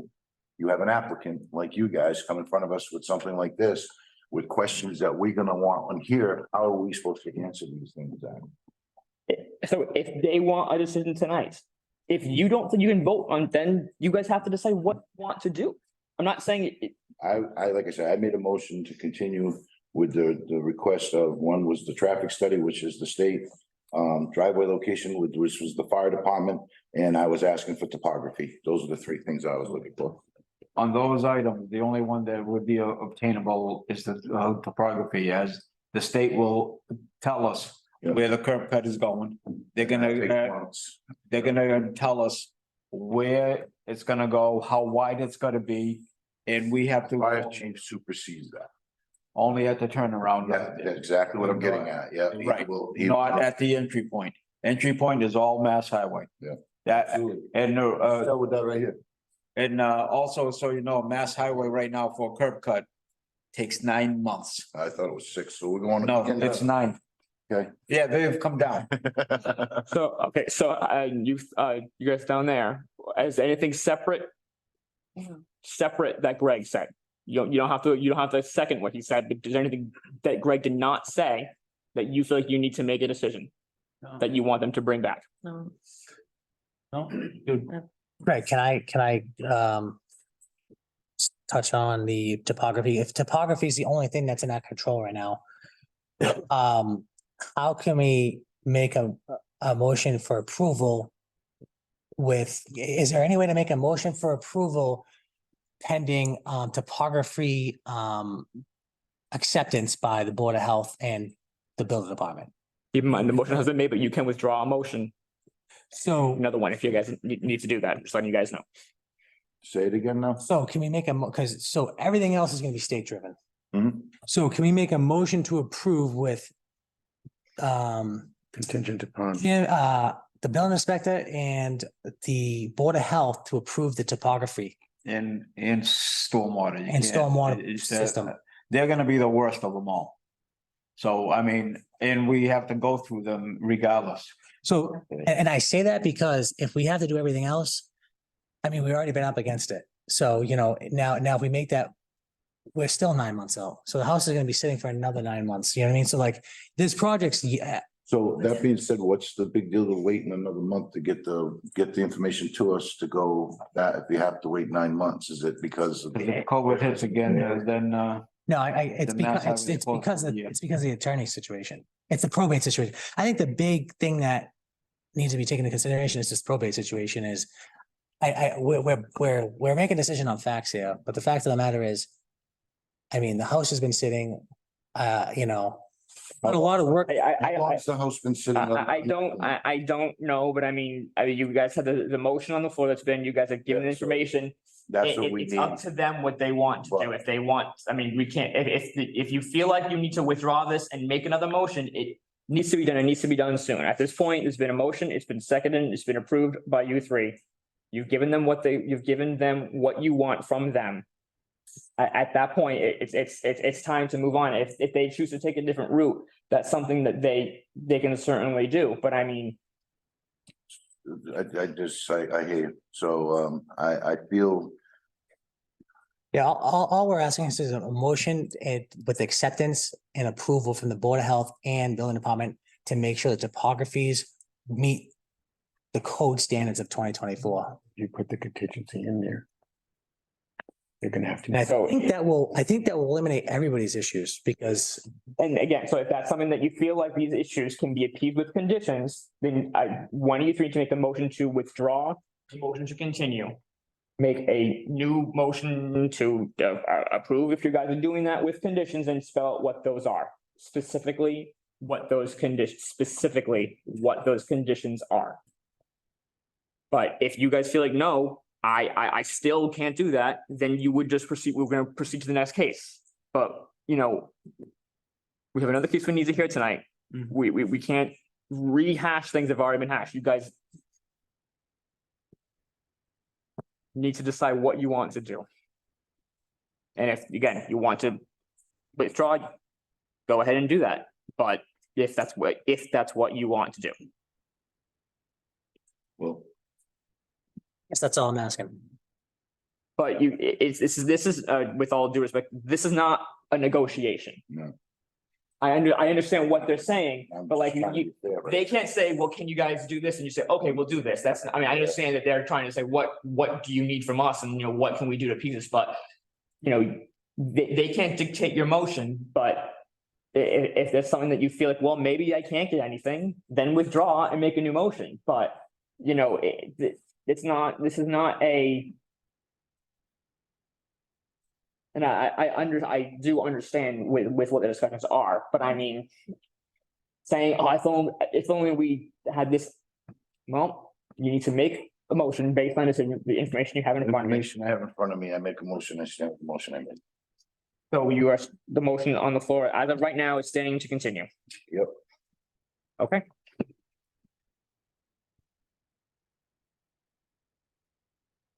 Can't do anything else, right? So that's that. I mean, we can, we just. Yeah. over. But the only other thing that you could do would be to withdraw and do what you want to do with conditions, but I mean. But the thing is, this is what happens with us all the time. We end up with this with conditions because we're waiting for. As far as. I understand, but it's the nature of it. This is how it works when we get a zoning, we get this. You know what I mean? And then your particular case, you don't have the own the land, so you're in a hardship in that part. I got where you're coming from.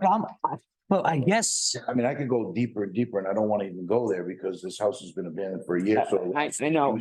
Leave it alone. What I'm just trying to say to you is that, you knew we were coming here. The topography wasn't even topography wasn't even brought up last time. Yeah, it wasn't brought. Natural environment is an open, What's this, right? Setbacks and stuff, and then we get this, it's double. Yeah, no, so that was on the original, Just for an application. that was before. Okay, guys, the motion has been to continue. Okay. If that's something that, Unless somebody else wants to do it, I'm staying with it. then we are moving on.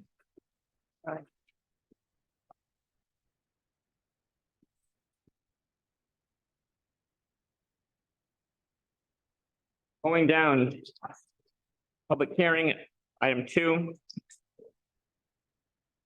David Butler and Darlene Govea, 833 William Street, map 8, lots 2 and 1.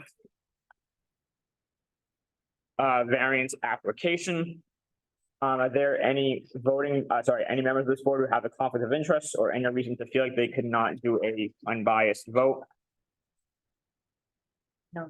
All right, that being said, I need 3 voting members. John, please. Put myself, you, You meaning Zach? what, yes, Okay, Jonathan, Zach, and David. all right, so excuse me, guys, just want to get, this is the notice as it appears in the Gazette. Notice is hereby given, the Dayton Zoning Board of Appeals will conduct a public hearing at Old Town Hall, 1 Somerset Ave, Dayton, Mass, November 28th, 7 p.m. on the variance application of David Butler and Darlene Govea for property located at 833 William Street, being shown as assessors map assessors map 8, lot 20 and 21, pursuant to sections 2600 and 2620, Appendix B of the dimensional requirements of the town of Dayton zoning bylaw in order to divide an existing 28.8 acre parcel of land into two lots. Lot 1 would have 101.06 frontage, and lot 2 would have 40 feet frontage for residential purposes in a residential slash agricultural district. All right, so we'll turn it over to the applicants whenever they are ready. My name is Roy Delano from GM2 Associates, 27 Jefferson Street in Taunton. I'm here tonight representing David Butler and Darlene Govea.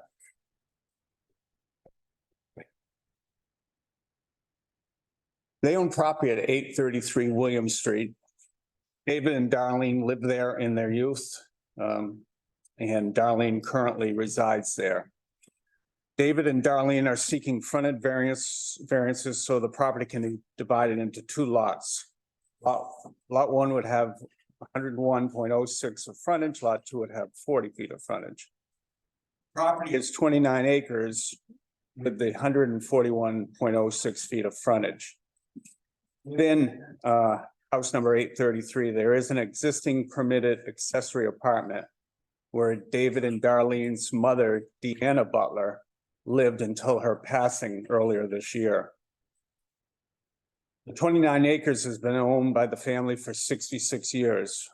From 1957 to 1976, it was owned by David and Darlene's grandparents, the Korlakis. Prior to 1976, the property was landlocked. There was a cart path right of way into the property from William Street. In 1976, the 29 acres was divided into two lots as shown on a plan signed by the planning board, recorded at the Registry of Deeds. The plan notes that only one house to be built on each lot. I have that plan from the Registry of Deeds that I could pass out to everyone. Good, John. Is that something separate, or is that in our packet that's already? No, it's not. Okay, that's fine. Yeah, No, I actually know if there's something new, if we already had it. in the packet. That's fine. Whoops. Hopefully that still works. Just so we could, this is something new we're adding, so this is the, okay, I see, okay. Just for historical purposes.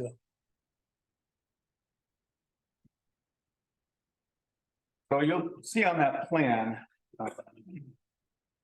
Deanna and her husband were conveyed the front 16 acres on that plan. And Deanna obtained 20 feet of frontage from an abutter. Number 833 was built and served as Deanna's residence for 47 years. In 1979, the rear 13 acres were conveyed to Deanna's sister Lenora.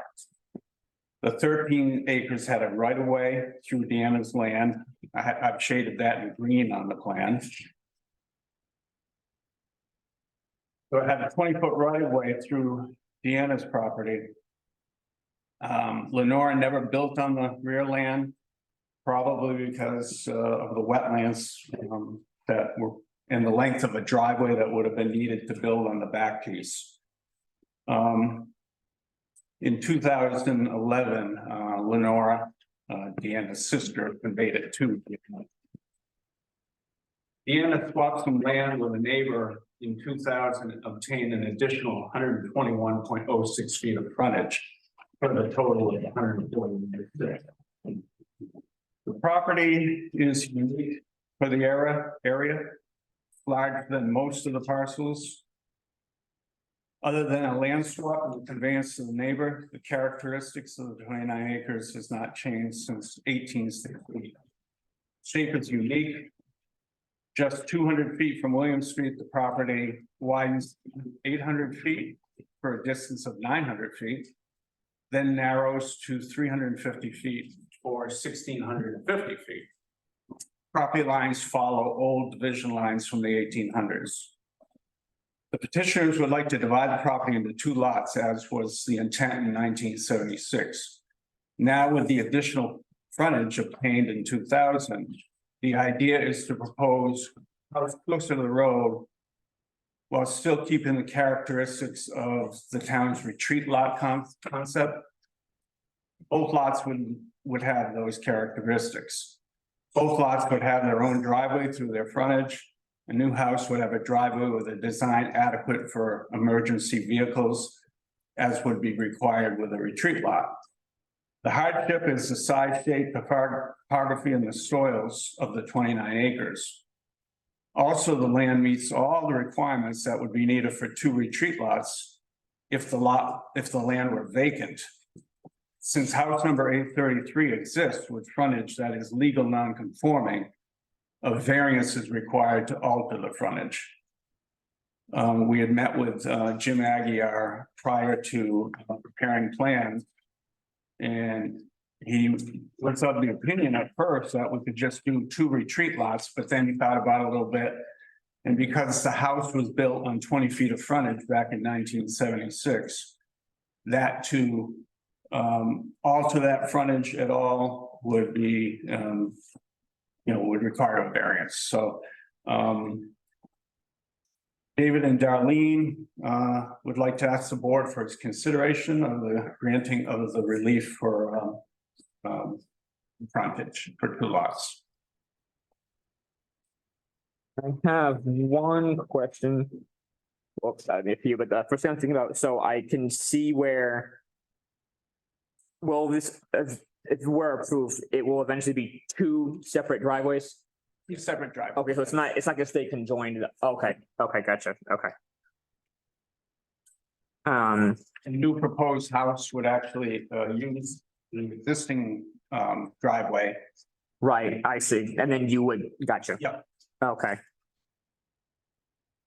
That's a lot of land. And it looks like the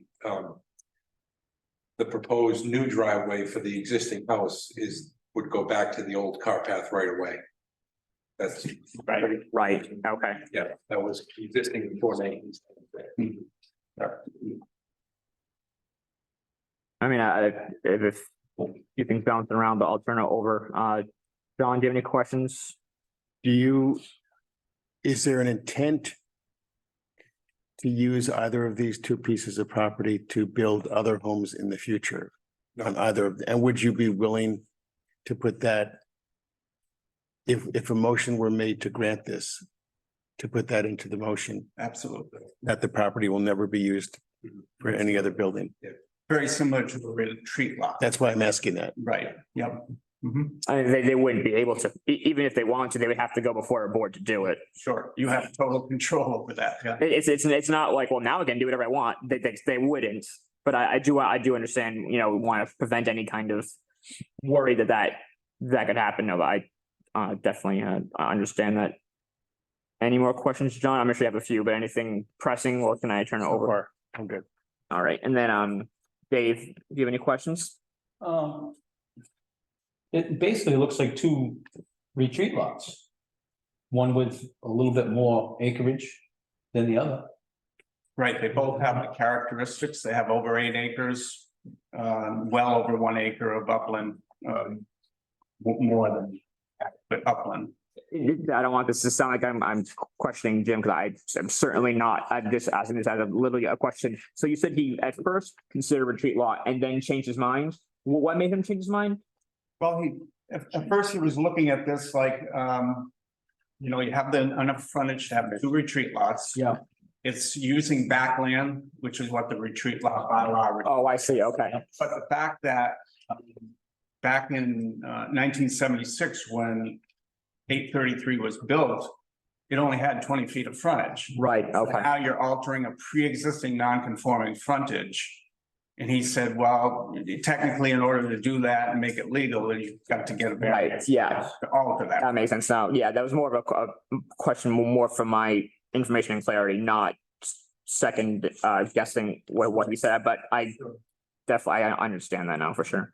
Any other members on the board that have any questions or thoughts? I mean, this is not out of the realm of things we've seen before, but I think, like I say, at this time, I'd like to hear from the butters, any questions, concerns they might have.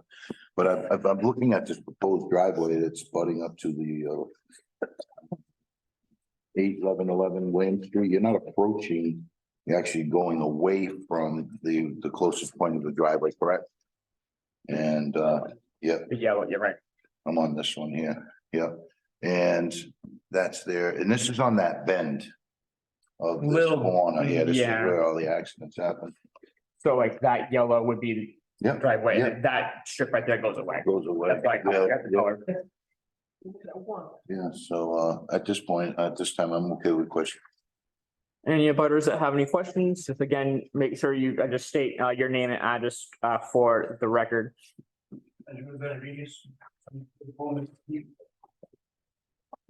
744 what? Middle Street, I'm behind them. Oh, okay. Oh, okay, thank you.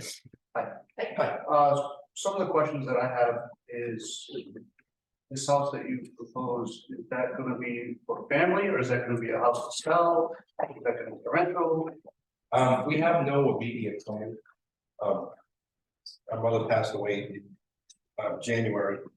And our thought was just to maximize the value of the property at this point. Okay, my sister lives in my mother's house. She lived there for years. And so, and that's all. And we thought that if it was just gonna be one house, it would be great. And originally, we thought that it might be my retirement home. My wife and I live on Nantucket, but I don't think that's gonna happen. And so that's where we are, and the house that's proposed is actually really close, but please, not the back. I'm gonna bring it up toward Williams. Yeah. Do you want to see it? That's fine. So this is where the proposed house would be. This is William Street. Yep. And this is the land that probably abuts you. This This is my piece right there. Yeah. Oh, I thought you said you were. Right on the corner. Okay, yeah, yeah, toward Middle Street.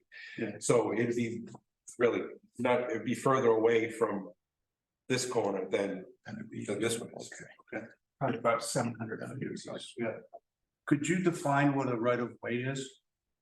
For me, the board? Is that when he said that there was a right of way, is that a public right of way? It's a cart path, It's hot path, Yeah. way is involved. and then the existing house. Or is that No, that would be private? Yeah.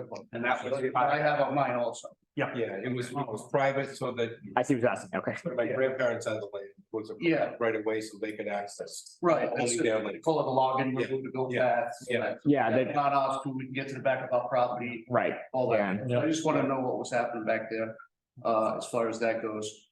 And you're not gonna develop anything back there at all? No. Absolutely not. No. that, As and they said, it would be part of the Condition. Yeah, by creating two retreat lots, that wouldn't be an option. yeah. typically speaking, when a lot of these cases or similar cases come before us, the mindset of butters without hearing anything, just seeing it posted somewhere is, oh my God, they're gonna split this and put 5 houses behind me. So one thing that the board does is that when we hear these things, we put conditions on saying, sure. Condition is you're not putting anything else there, and then the applicant, should they, Development is good, I understand that, it's just that, I would rather see it stay in the family. So to speak, it's been in their family for so long, so I would rather not see it sold off and they're just putting the house up to sell it, so. that's what you're That's at. only my concern about that, as far as everything else, Just for the sake of the record, all right, for or against, or no,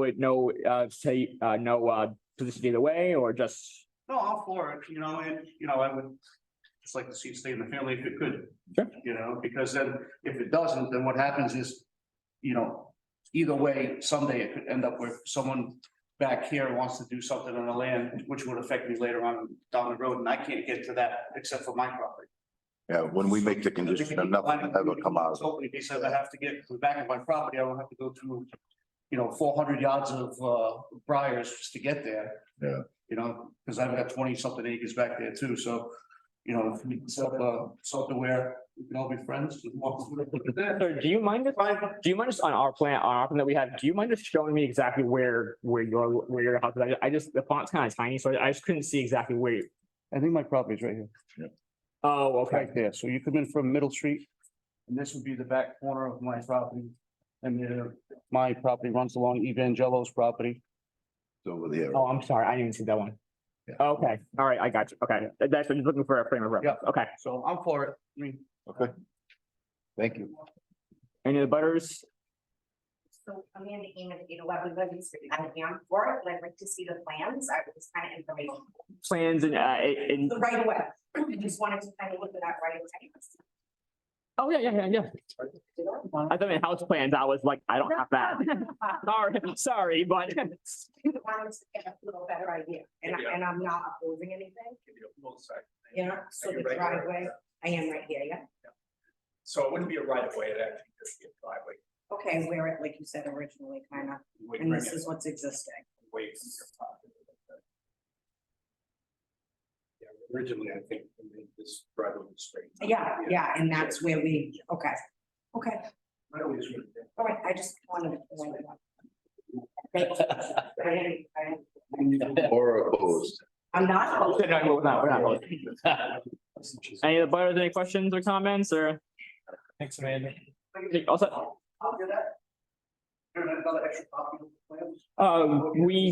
we do have it posted online. You can certainly. Well, he's gonna go both. I don't want to black and white like you guys. This big? I can do this now. You sure? Thank you. You want an autograph or? No?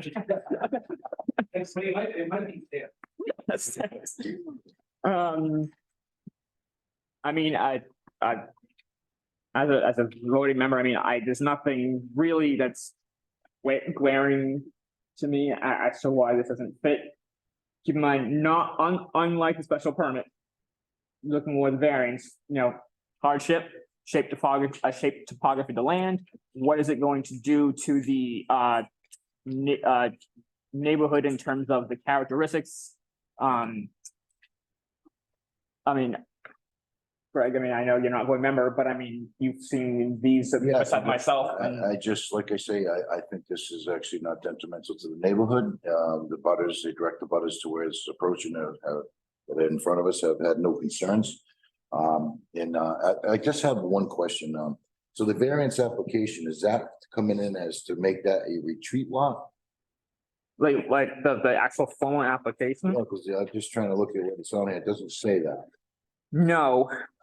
Is that what your plan was, is to make it a retreat lot? So if we don't have it as a retreat lot, I do think we should do some conditions that it cannot be buildable anything more than what is existing on the entire parcel.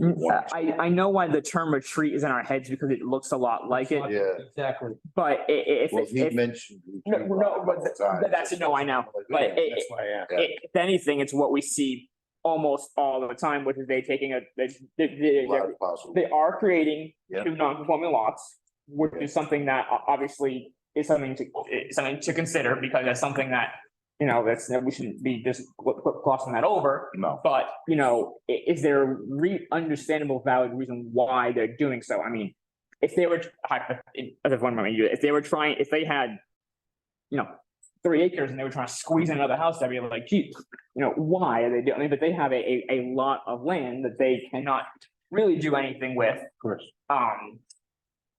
You know, it's. And I just want to clarify, you have 101 feet of frontage on proposed lot 1, and you have 40 feet or 20? 40. Okay, that's. I did see that small twos and I was like, Just what? making sure. Yeah. Yeah, I mean, I don't see anything out of the ordinary there. There was 20. That little reading, yeah. All right, I got it, yeah. That's right in the legal notice too. 101. So just to the question that was, so the variance is from the bylaw 2600 parentheses 2620 appendix B for the minimum lot frontage. Okay. And the request is to the division of an existing 28.8 acre parcel of land containing existing house 833, that's the address, into 2 lots. Lot 2 additional single-family house would have 40 feet of frontage in an area of 20.2 acres. With 6 acres of continuous upland. Lot 1 would be the existing house with 101.06. So, and a point of information more for David and Lisa. One thing we do have to, should be taken into consideration. Adjustments made to land prior to our bylaws. So that would be before, right? This is before, I don't know. So like, you know, how like things that were done before we had zoning bylaws. So, you know, we don't like to see self-created hardships. But if it was, if things were done before their bylaws and now they're kind of at my hands are tied now.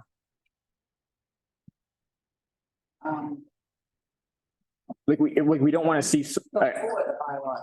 Yes, that's what I meant, sorry. Like, I don't, you know, what was, Greg, when the bylaws? Like a great lot. I don't know. What, for the retreat lots? Yeah. Wasn't that long? Wasn't that long? No, I'm sorry, just. 4 years, 5 years? Frontage in general, I mean, like, you know, how, so, Seventies, 175, 200 with water.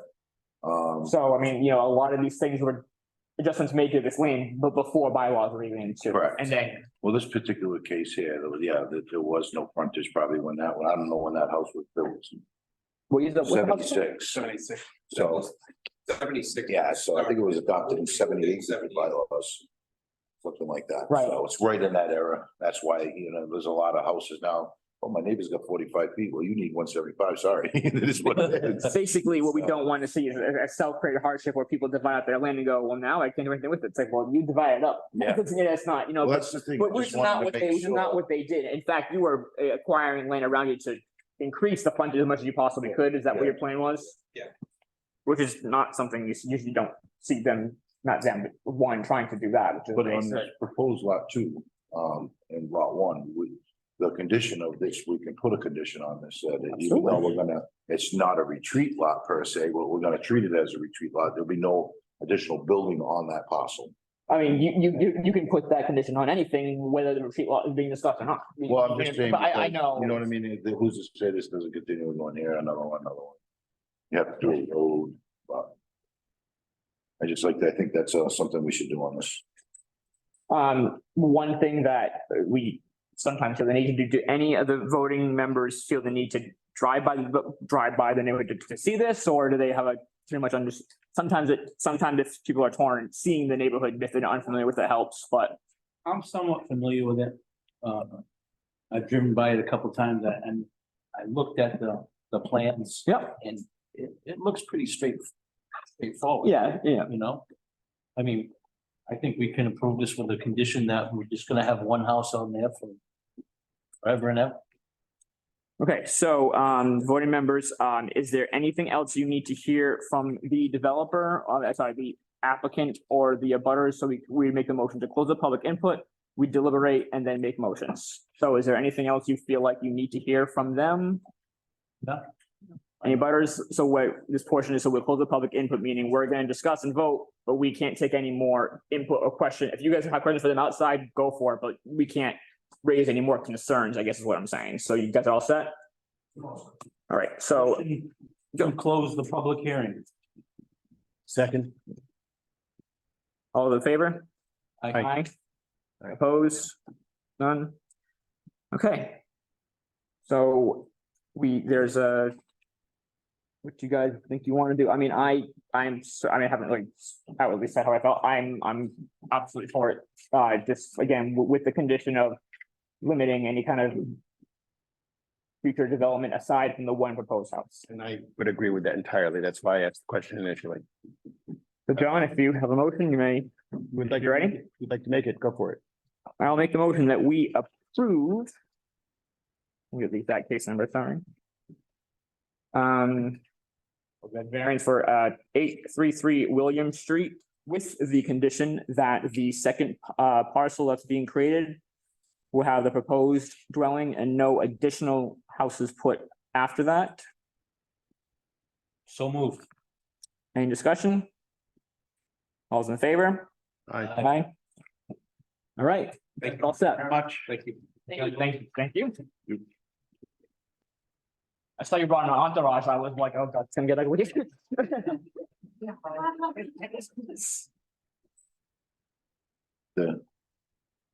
Wow. So close. Oh, excuse me, guys, you, guys, just mind signing the, extension for us? Sure. This is for us, for the legal to write the decision. So, just so you guys know, I know you're not starting construction right away, but there is a 21-day appeal process. Should anyone decide to appeal, you can start to do whatever you want before that process starts, but that's at your own will. After that 21 days, you're, good to go. It doesn't sound like you're gonna be putting shovels to the ground tomorrow anyway, but just so you guys know. Okay. Any further questions, just reach out to Carrie, okay? All right, thank you. You got it. Appeal, that 21 days is after the decision is written. Correct. And that may take a while, right? I mean, She's pretty good with it. yeah. Yeah. Not months, you know, certainly not months, no. I mean, 18th. December 18th. December 18th. Monday, December 18th. So how long do you think should I do it to the 18th? I'm not sure if Marguerite will be ready. What's that? It's 3 weeks, right? I mean, you, So it's Oh, 3 3 weeks. weeks. 3 weeks. you guys, I mean, you guys weren't planning on starting construction tomorrow, right? I'm gonna put. 3 weeks, right? Yeah. It is the 20. Thank you, guys. I didn't know, I had to make sure I was waiting. Sorry making you guys wait so long. But Marguerite just turned. Oh, wow. What others do you say? Never heard of it. Someone waiting for their case to say that it's entertaining when it wasn't about their case. Just be like, oh my god. They're I would say, required. theory that if you're last on the agenda and everybody else is taking forever, Yeah. maybe there'll be a little more lenient, you know? Here. The alarm goes on at 50. The building alarm goes on in Exactly. at a time. Yeah. Almost. And they will. Yeah, that'd be almost 4 weeks, Carrie, so.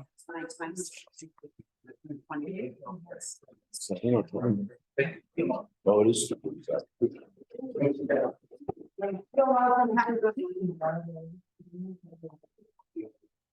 Bit close. Okay. Close the public hearing on that one. Is there any public input? Sorry, we had no written correspondence, correct? None. I don't know. Everyone had a chance to approve look at the meeting minutes? Yeah. Is there a motion on the floor to approve the meeting minutes of October 24th? Motion to approve meetings from October 24th, 2023. Is there a second? A second. Your own, Dave, I know you're learning, but you can't second your own motion. It's technically, At least it with my voice. any discussion? All those in favor? Aye. Anything the board wants to discuss? Obviously, you can't, any cases, but any miscellaneous stuff or? I'm sorry, one question on Winthrop Street. Mhm. You left it as. Motion to continue. Okay, And Greg made it clear what they wanted from them. It's the ball's in their court in the sense that if we can just got so he did ask for Attorney Marguerite's phone number. I did explain to him that he isn't, she won't talk to him one-on-one. He said, well, I'll have my attorney call. yeah, and I mean, just want, I Handle that because I know Marguerite will be calling me saying, can I talk to them? I just want this set on the record while we're in post. I understand and this is nothing against them or Right. hearing this, Marguerite, if he wants to use Marguerite for legal counsel, No. just out of curiosity, did he say what he wanted to talk to her about? Specifically, but he just said that he was gonna have his counsel call her. So So I'm gonna leave it at that's all. I would, if you could do me a favor, Yeah, reach out to Marguerite first thing in the morning. Because keep in mind, any time spent, this is for the board knows in general, any time spent, Marguerite was an email, a phone call, to me, to Carrie, to anybody is on the board's taxpayers. So if he were to talk to her for 10 minutes, or any attorney, for the record, nothing against Marguerite, that's, Charge. so I would like you, if before the clock, so just say, should she email or phone, if she hears anything from the applicant, she is to, For until December 18th. I would say, Margaret, a quick, I would advise, if you have legal counsel, have them reach out to our board. So you want me to? Sorry. Like, have his counsel I don't want her feeling that she should be talking to him. I know she won't. Right. So I guess, what was your question then, if? Well, my question is, typically, when an applicant's attorney gets in touch with Marguerite and she does not call them back until she calls the office and says, do I have permission to talk to them? I would say no, because at this point, she hasn't seen the minute, she hasn't watched the meeting. She's going to, and again, please, for the record, nothing against Marguerite. She is going to hear all this hypothetically tomorrow morning from an attorney about she was not there or heard or read any of this yet. Again, this is the nature of the business. She's going to hear what that lawyer said. I would advise that she waits to read the minutes or discuss with you and I about what that meeting was about. How soon can this be posted? The video, I'm sorry. That is on cable. Is there a link that will be on our accounts page so she can hypothetically watch it, watch this within the next few days? Channel 9's been off. I'll send it to. I can try. How long do minutes take you? Shouldn't say long, Like, but I do have a. It's not for planning, so I'll try and get. I mean, time's not of the essence. I mean, she's going to, I don't want, again, don't want to sound like it's gonna sound, she's gonna have to wait until she hears and or reads what happened at this meeting from our point of view, not from that attorney's. We have a motion to continue. So technically speaking, it's not like we have to have this done by tomorrow. It's, if whatever they want to discuss, they can discuss. I don't know what that attorney is going to discuss with our attorney. I mean, at that point, there's a motion, if they're not satisfied with what we decided. They're not. They're not. Well, hypothetically, if they're not, they can withdraw. Or they can wait. I mean, I think the other thing, here, once Marguerite hears that they have a motion to continue, but not a denial. But they're discussed. The only thing at this point, and I'm kind of. From a legal standpoint. Right, and I'm kind of thinking out loud, the only thing that, let's just say, the meeting minutes were done tomorrow, or she had a way of seeing this meeting for herself in her own perspective. If she found out that we could have or should have voted based on what was in front of us, and there was no, again, I'm not, please, for the record, not saying against these board members.